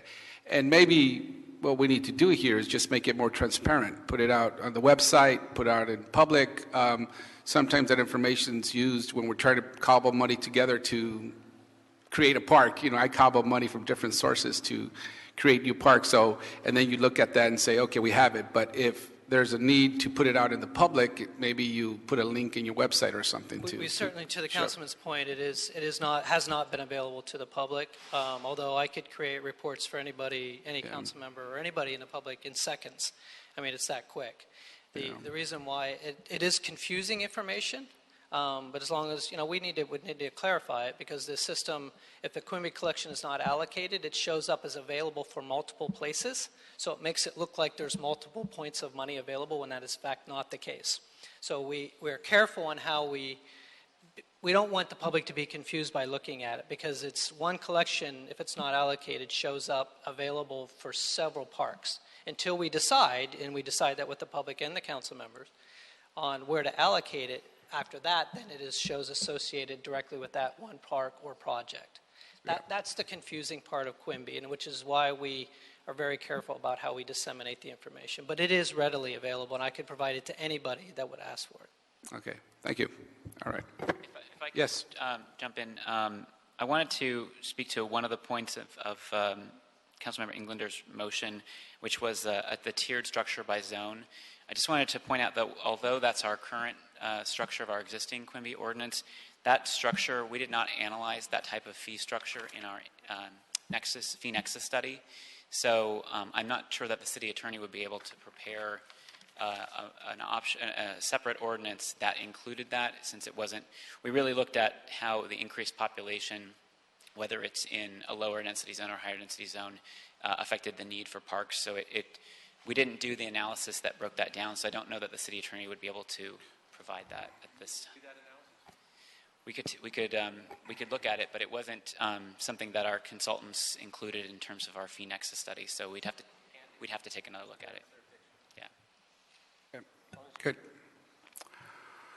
All right. So we have two motions before us. The first motion is, as I outlined, to request the city attorney to prepare and present an ordinance based upon the draft ordinance by the planning department back to Plum, with striking out the language on 20.33.H.5, asking the city attorney to clarify the exemption for the equivalent fee in downtown, and to report back every 3 years on how the real numbers look for Quimby. I got those, the ones I made earlier? Yeah, City Attorney's Office. The report back, is that intended to be a part of the ordinance, or is that a direction to staff to report back? That's an order from staff to report back on the separate from the clarification on the affordable housing units, that they're also exempt from the equivalent fee in the downtown housing incentive area. Okay. Okay, let's vote on that, and then we'll vote on the second motion by Mr. Englander. Any objections to the motion? Seeing none, so ordered. Okay. Now, on the motion to provide a version B that will include 4 items as outlined by Mr. Englander, what were the 4?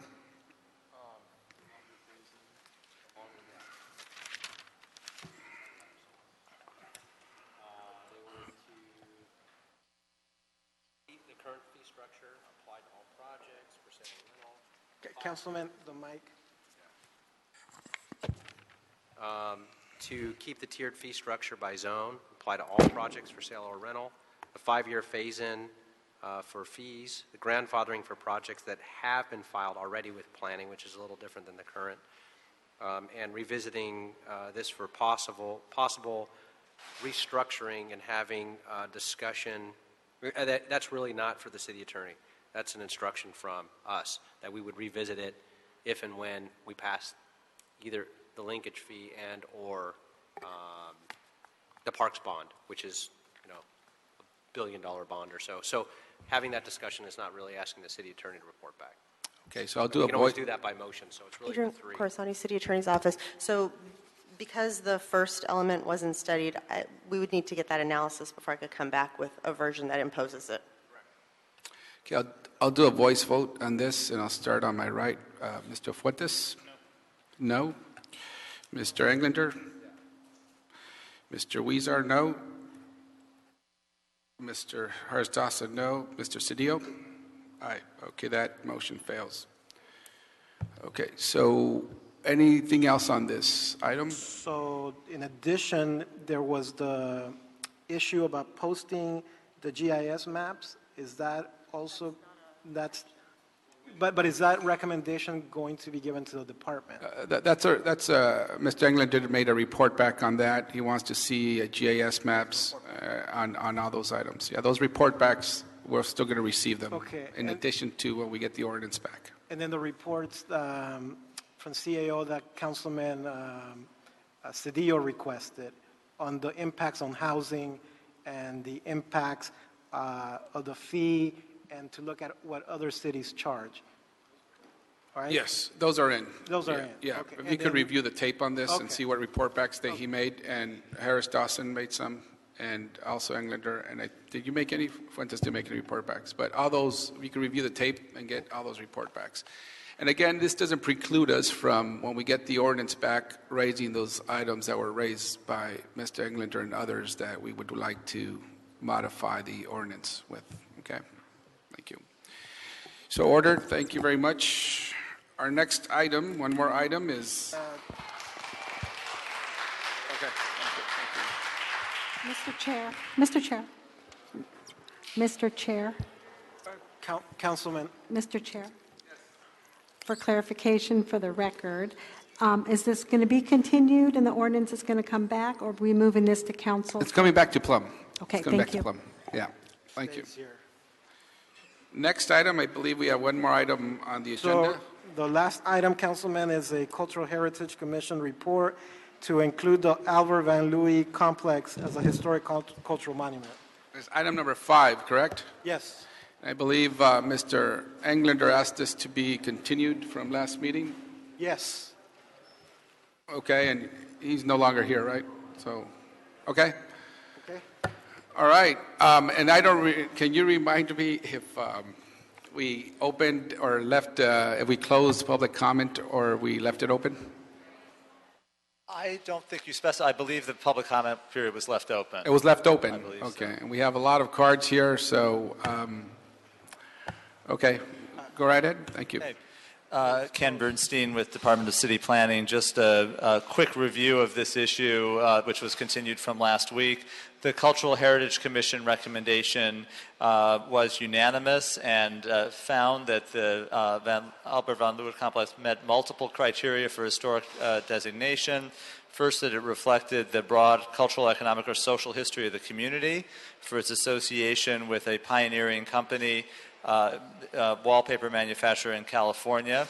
The Commission did cite an additional aspect under this criterion for its association with LGBT persons and the LGBT's community to the history of fine art and commercial art.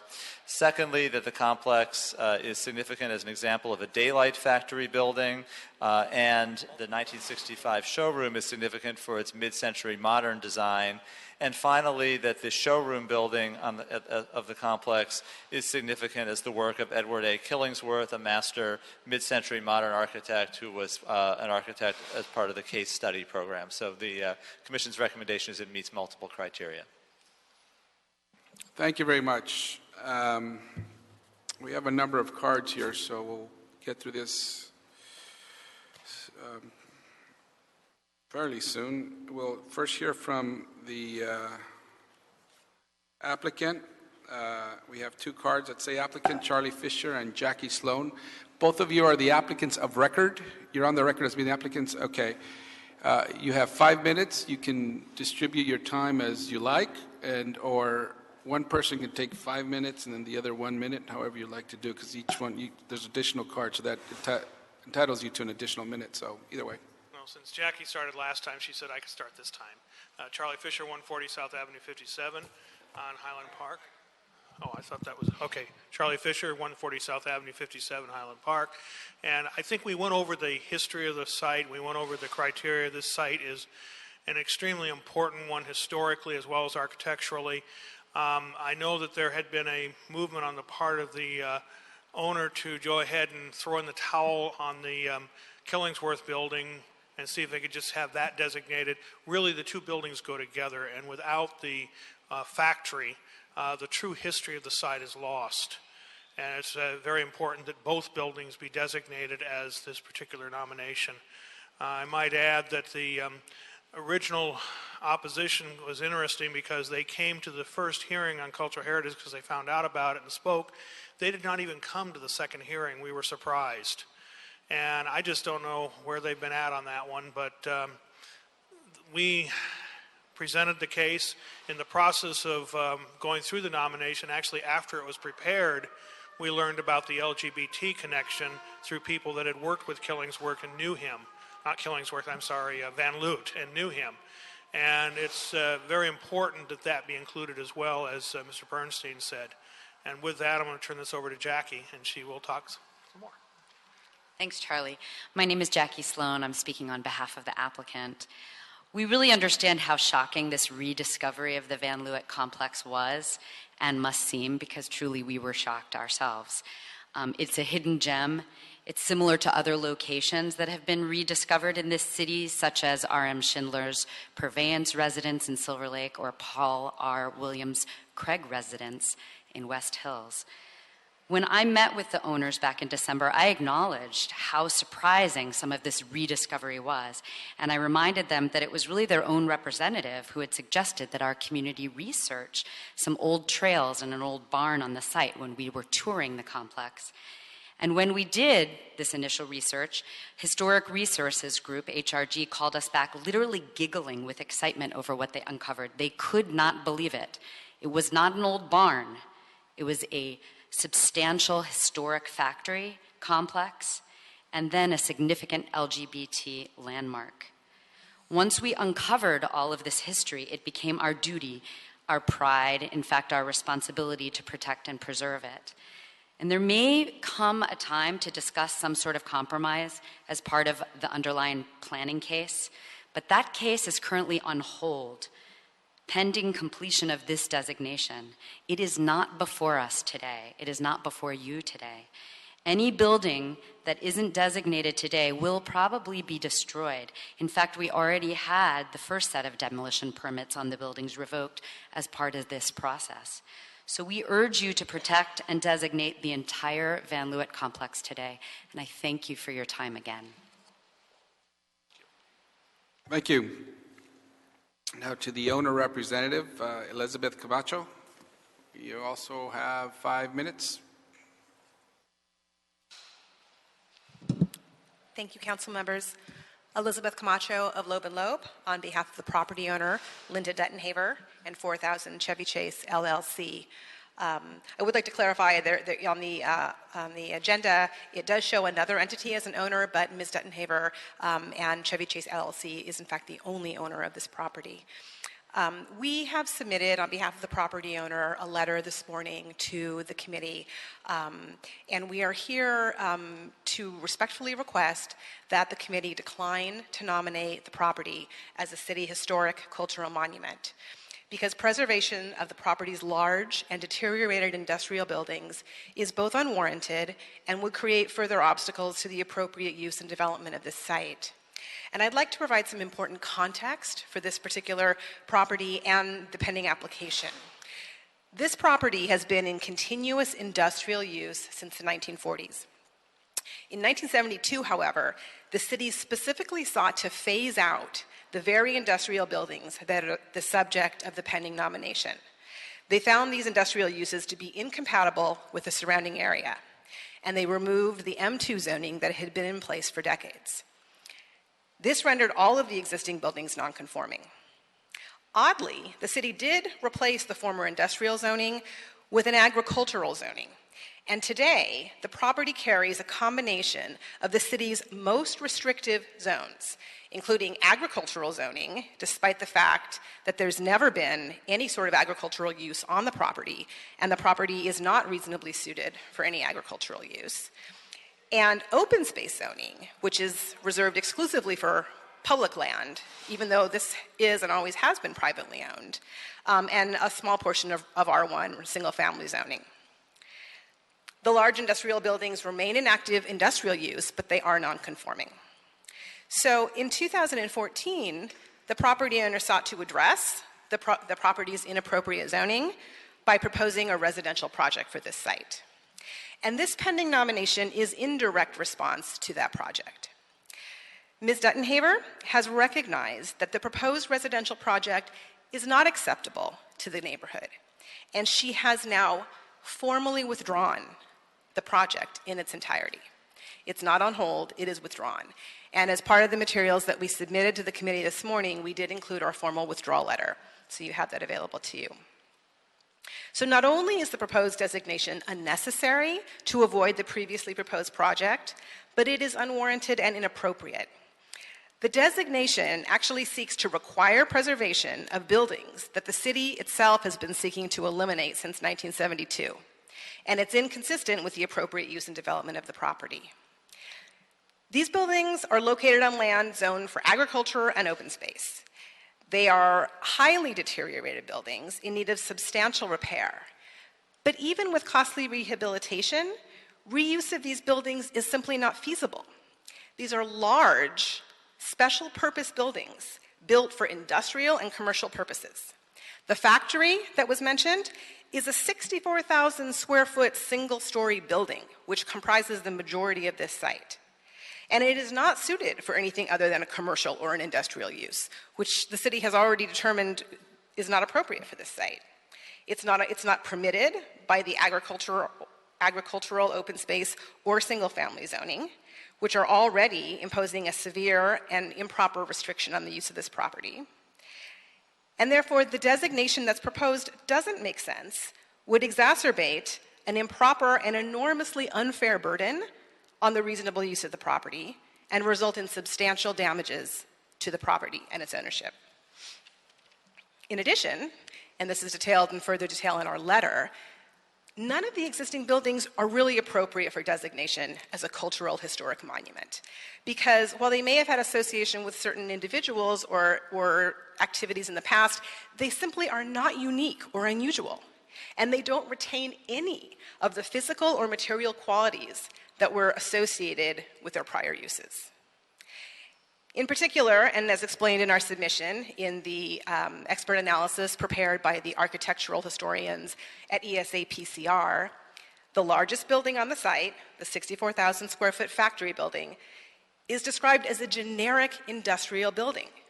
It is not distinctive, it is not notable or an outstanding example of a daylight factory. It was not constructed within the period of significance associated with this type, as determined by Survey LA. It is a ubiquitous type of property within the city of Los Angeles. And the second building, while designed by a noteworthy architect, is not itself unique. This particular architect designed thousands of projects in the city, but there's nothing that's been recognized or unique about this particular one. Ms. Camacho, your time is up, and so you can wrap it up. Thank you. So we urge you to seriously consider this. Ms. Duttenhaver would really like to work with the community in a collaborative process, looking at the possible uses and development for this site. But that's not possible when we have industrial and commercial buildings that are mandated for a site that cannot sustain them. Thank you. Thank you. So we'll go to remaining public comment. Each person has 1 minute. Elaine Brock, Ann Lawson, Edward Morrissey.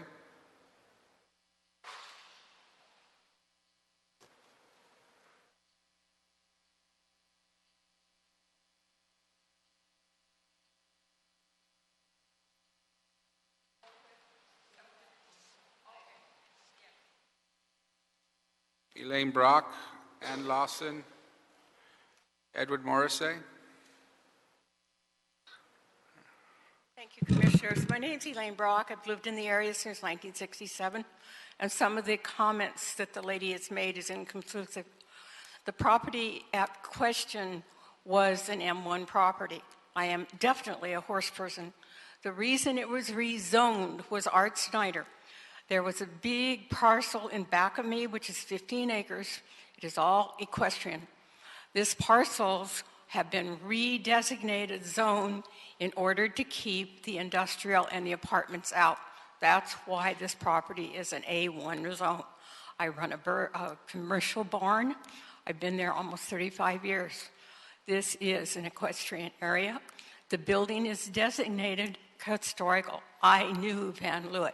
He had horses on the property. My property is adjacent to this property. It is very detrimental. I love it. I used to watch the wallpaper be made. Thank you for your time.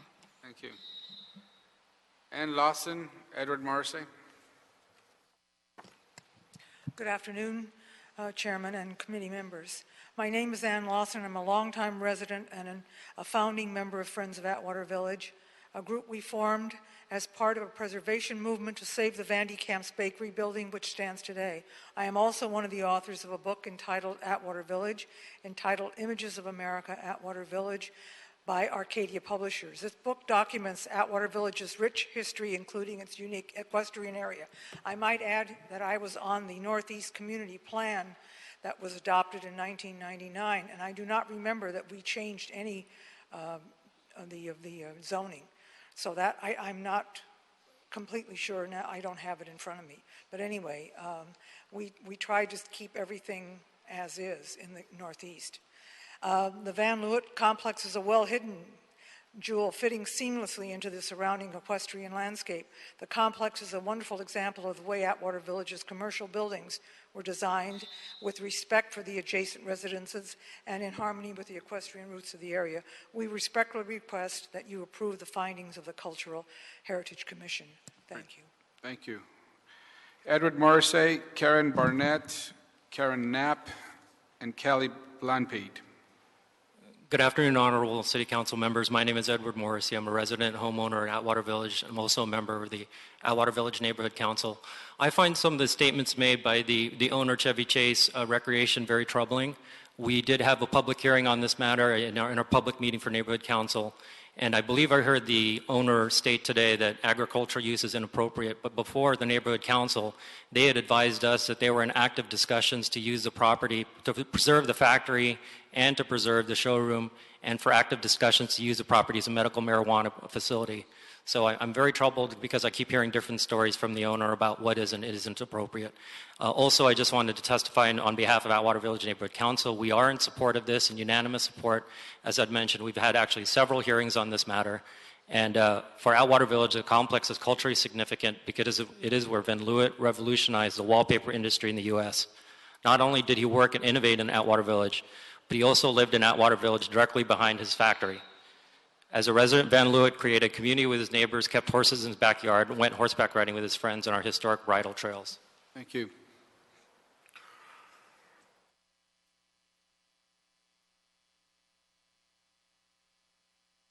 I'm a different Karen. I'm Karen Barnett. She's coming next. Okay. I'm also with the Atwater Village Neighborhood Council and would like to affirm that we did support this designation. And I will continue where Mr. Morrissey left off.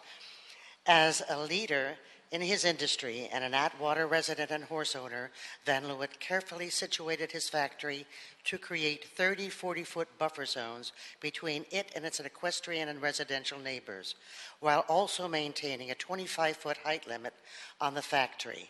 This is significant because neighbors who still live in the area today continue to appreciate his considerations. Some still remember what Van Leeuwen said of his complex during the planning phases, that this would be a jewel in the neighborhood. The Van Leeuwen complex signifies a transition from residential and equestrian use to manufacturing and industrial use in Atwater Village along the LA River. We are proud of our working class heritage, that this has historically populated our village, and we value our industrial and manufacturing district.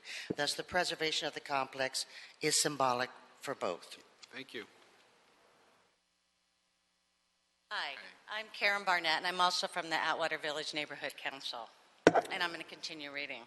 Not only did Albert Van Leeuwen make his mark in the design, film, and television industries, but he was known for the environmental work he did. He was a champion of minority workers, attracting Latin American, European, and even Egyptian immigrants as skilled workers in his factory.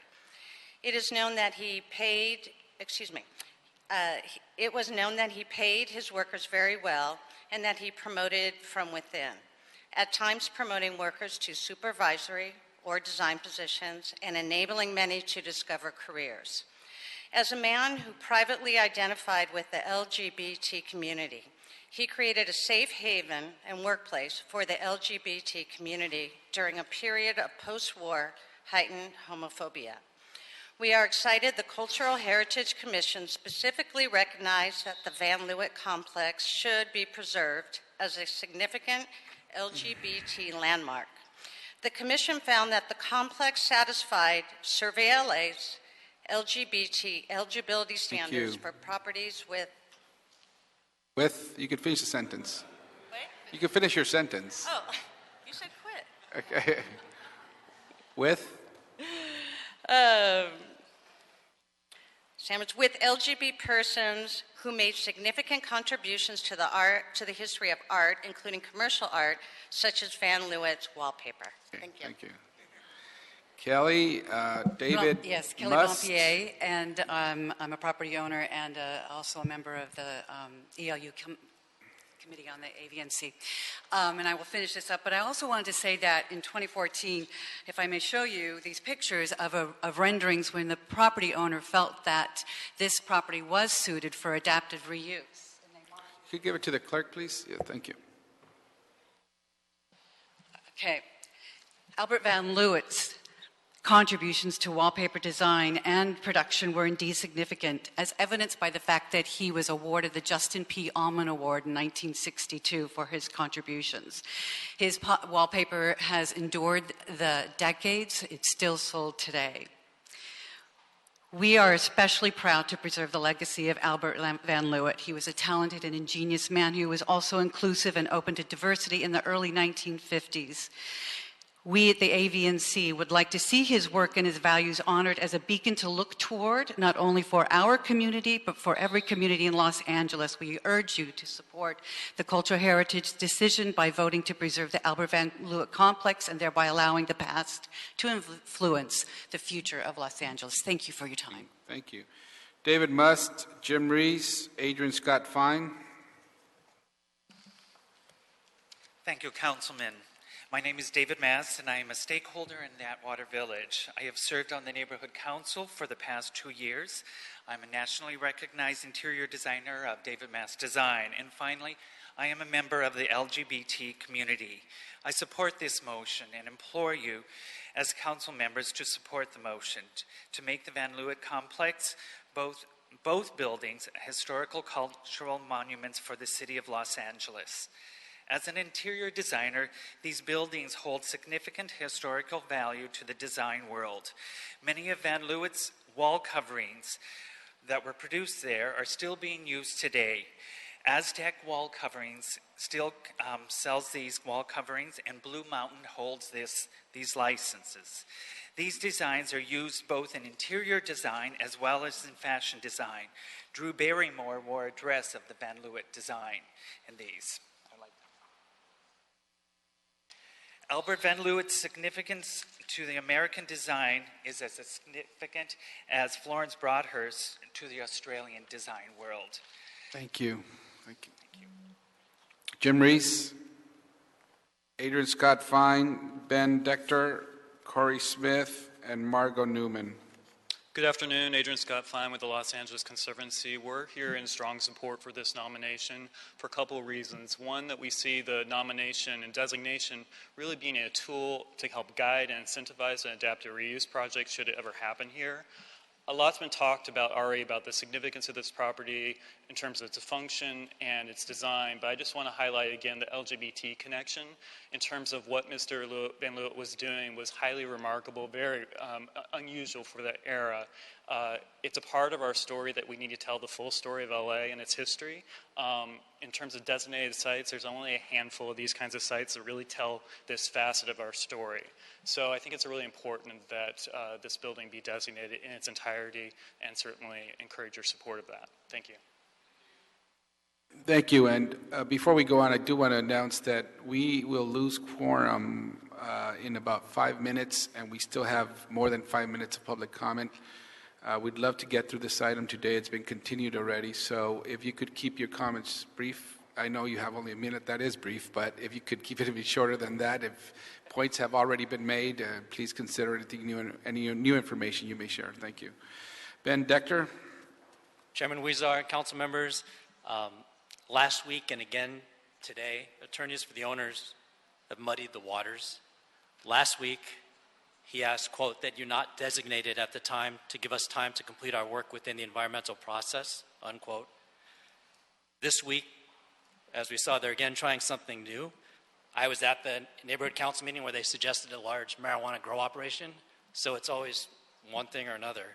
But before you today is a historic nomination with a positive staff report, a groundswell of support from CD13, the neighborhood council, the LGBT community, the LA Conservancy, architects, designers, and residents. This hearing is not about a compromise in planning. That planning hearing will take place in the future, and any compromise about how to treat these buildings should be discussed only after this designation process and after a full EIR and full notice to the surrounding residents. I urge this committee to stay focused on the nomination and vote yes. Thank you. Thank you. Corey Smith. Chairman Huizar, for the record, my name is Corey Smith, and my home is in Council District 13, adjacent to the Albert Van Leeuwen complex. Why has the Atwater community made another trip to City Hall? Because it is the right thing to do to save the wonderful history contained within these two buildings at the Albert Van Leeuwen complex. Far too often we hear that the city was unable to protect its historic buildings. Far too often we hear that the buildings were lost to the wrecking ball. Years from now, we can enjoy reading about the history of the Van Leeuwen and others that were pioneers in their respective fields at these buildings, if this committee does the right thing today to protect both buildings with monument status. As proud members of the Atwater community, we ask that you vote to protect these buildings. Thank you. Thank you. Margot Newman, Regina O'Brien, Professor Judy Beckner Sloane. Good afternoon. I'm Margot Newman. Perhaps in response to the new suggestion, that the owner's suggestion that there is nothing of value worth preserving in those buildings, I would like to direct your attention to an article in your file, which is a reprint from a 1962 Los Angeles Times article entitled "The Challenges of a Blank Wall," which is one of the most comprehensive discussions of Van Leeuwen's work and very clearly illustrates both how the factory is unique and why it should be preserved. His work was looked at as crown jewels, and the article talks about how they couldn't be protected more zealously. Van Leeuwen said that the buildings are like bomb shelters. He says of his concrete and steel vaults, and nothing, not even an earthquake, could destroy them. I'm a former U.S. park ranger in historical interpretation and a former set decorator in film and television, and I would encourage you to preserve these buildings as an important part of the history of both the design industry and our local story. Thank you. Thank you. Regina O'Brien, Professor Judy Beckner Sloane. Professor here? No? Hello, my name is Regina O'Brien. I'm the chairperson of the Modern Committee of the LA Conservancy. My support for the Van Leeuwen nomination is three-pronged. First, as a resident of Silver Lake Atwater area since 1985. In 1995, I was actually able to visit the office of the well-known production designer Bruce Ryan, who has designed many of your Oscar presentations. He actually occupied the Killingsworth office, and I thought at the time, what a lovely building, and I had no idea about the significance of the rest of the site. My other interest is as a set decorator, and would of course support the tangible history of interior design that the Van Leeuwen factory represents. And lastly, as a proponent of modern architecture, the 1965 Killingsworth showroom is a rare and beautiful example of a master architect. I know that supposedly the proposals have been withdrawn, but if your vote for protection for these buildings right now today will protect them in perpetuity. Thank you. Thank you. As the proponent, we would like to ask you to take the vote. I think anything else we say would have been said. Thank you. Okay, thank you. Katerina Vingard, John Sabato. Okay, you're Katerina? Okay, John Sabato? Cheryl Roberts? All right, Jackie Sloane? Fabiola Espinal? Roy Yeki? Louis Marie Loma? Thank you. Margie Rosenblum? William Sloane? Thank you. Frank Kortum? Karen Slayton? Janet Upjohn? Gleason Smith? Norman Nakamura? Pete Costas? Thank you. Now, why can't all public comment be that way? It's yes or no, yes or no. Chris Robertson, CD 13. Good afternoon, council members. Chris Robertson, Planning Director for Councilmember Mitch O'Farrell of the 13th District. Thank you for the opportunity to address you this afternoon. Over the last year, the community has worked diligently on the HCM application to designate the Van Leeuwen Complex as a historic cultural monument. While these types of applications can raise many important questions, particularly regarding property rights, and particularly when there's a pending application, it is important to the councilman that he not interfere with the codified city process by which we designate historic cultural monuments. In this case, the Office of Historic Resources and the Cultural Heritage Commission reviewed the application prepared by the community and overwhelmingly agreed that these structures warranted historic designation because of the historic significance of the Van Leeuwen complex and because of Albert Van Leeuwen's contribution as an LGBT artist. We rely on our city experts to assess these applications on the merits of the request, independent of other factors. For these reasons, the councilman does not oppose the recommendation of OHR and CHC. That said, the councilman would like to be very clear to both the applicant and the property owner that HCM designation does not preclude development of the site, nor does it prevent change from occurring in the future. What it does mean is that it is critical to integrate any development proposal into the fabric of the site's historic context, and that the community and property owner need to work together to design a project that contributes to the community while protecting its integrity. Compromise is key, and while it is important to protect this resource, the councilman feels that the rights of the property owner should be equally protected, and that change will always be part of a thriving city, but the change can come thoughtfully with sensitivity to the surrounding area when all parties exercise flexibility. We look forward to continuing a collaborative and open-minded discussion. Thank you very much. Thank you very much. Thank you. Are there any questions or comments? Colleagues, I think we heard this, we did hear this item last week. We reviewed the file, and based upon testimony today and the council district's testimony, I'd ask that we approve the Cultural Heritage Commission's nomination and move to approve the nomination. And okay, thank you. And I think it's fitting that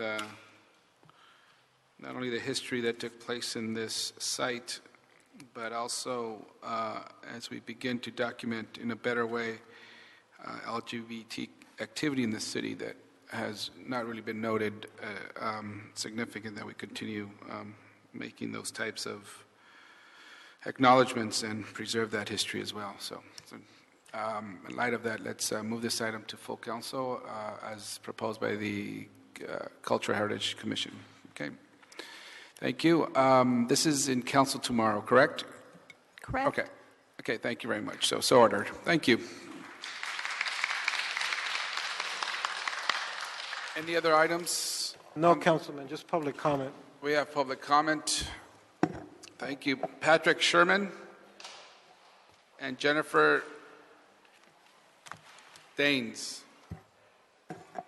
Pass? You're here? Oh, I think Patrick, oh, there you are. Okay. Welcome. Hello. Put my back. Hello. How are you? I'm going to read this because I have, 1 minute? Yes, 1 minute, sir. Okay.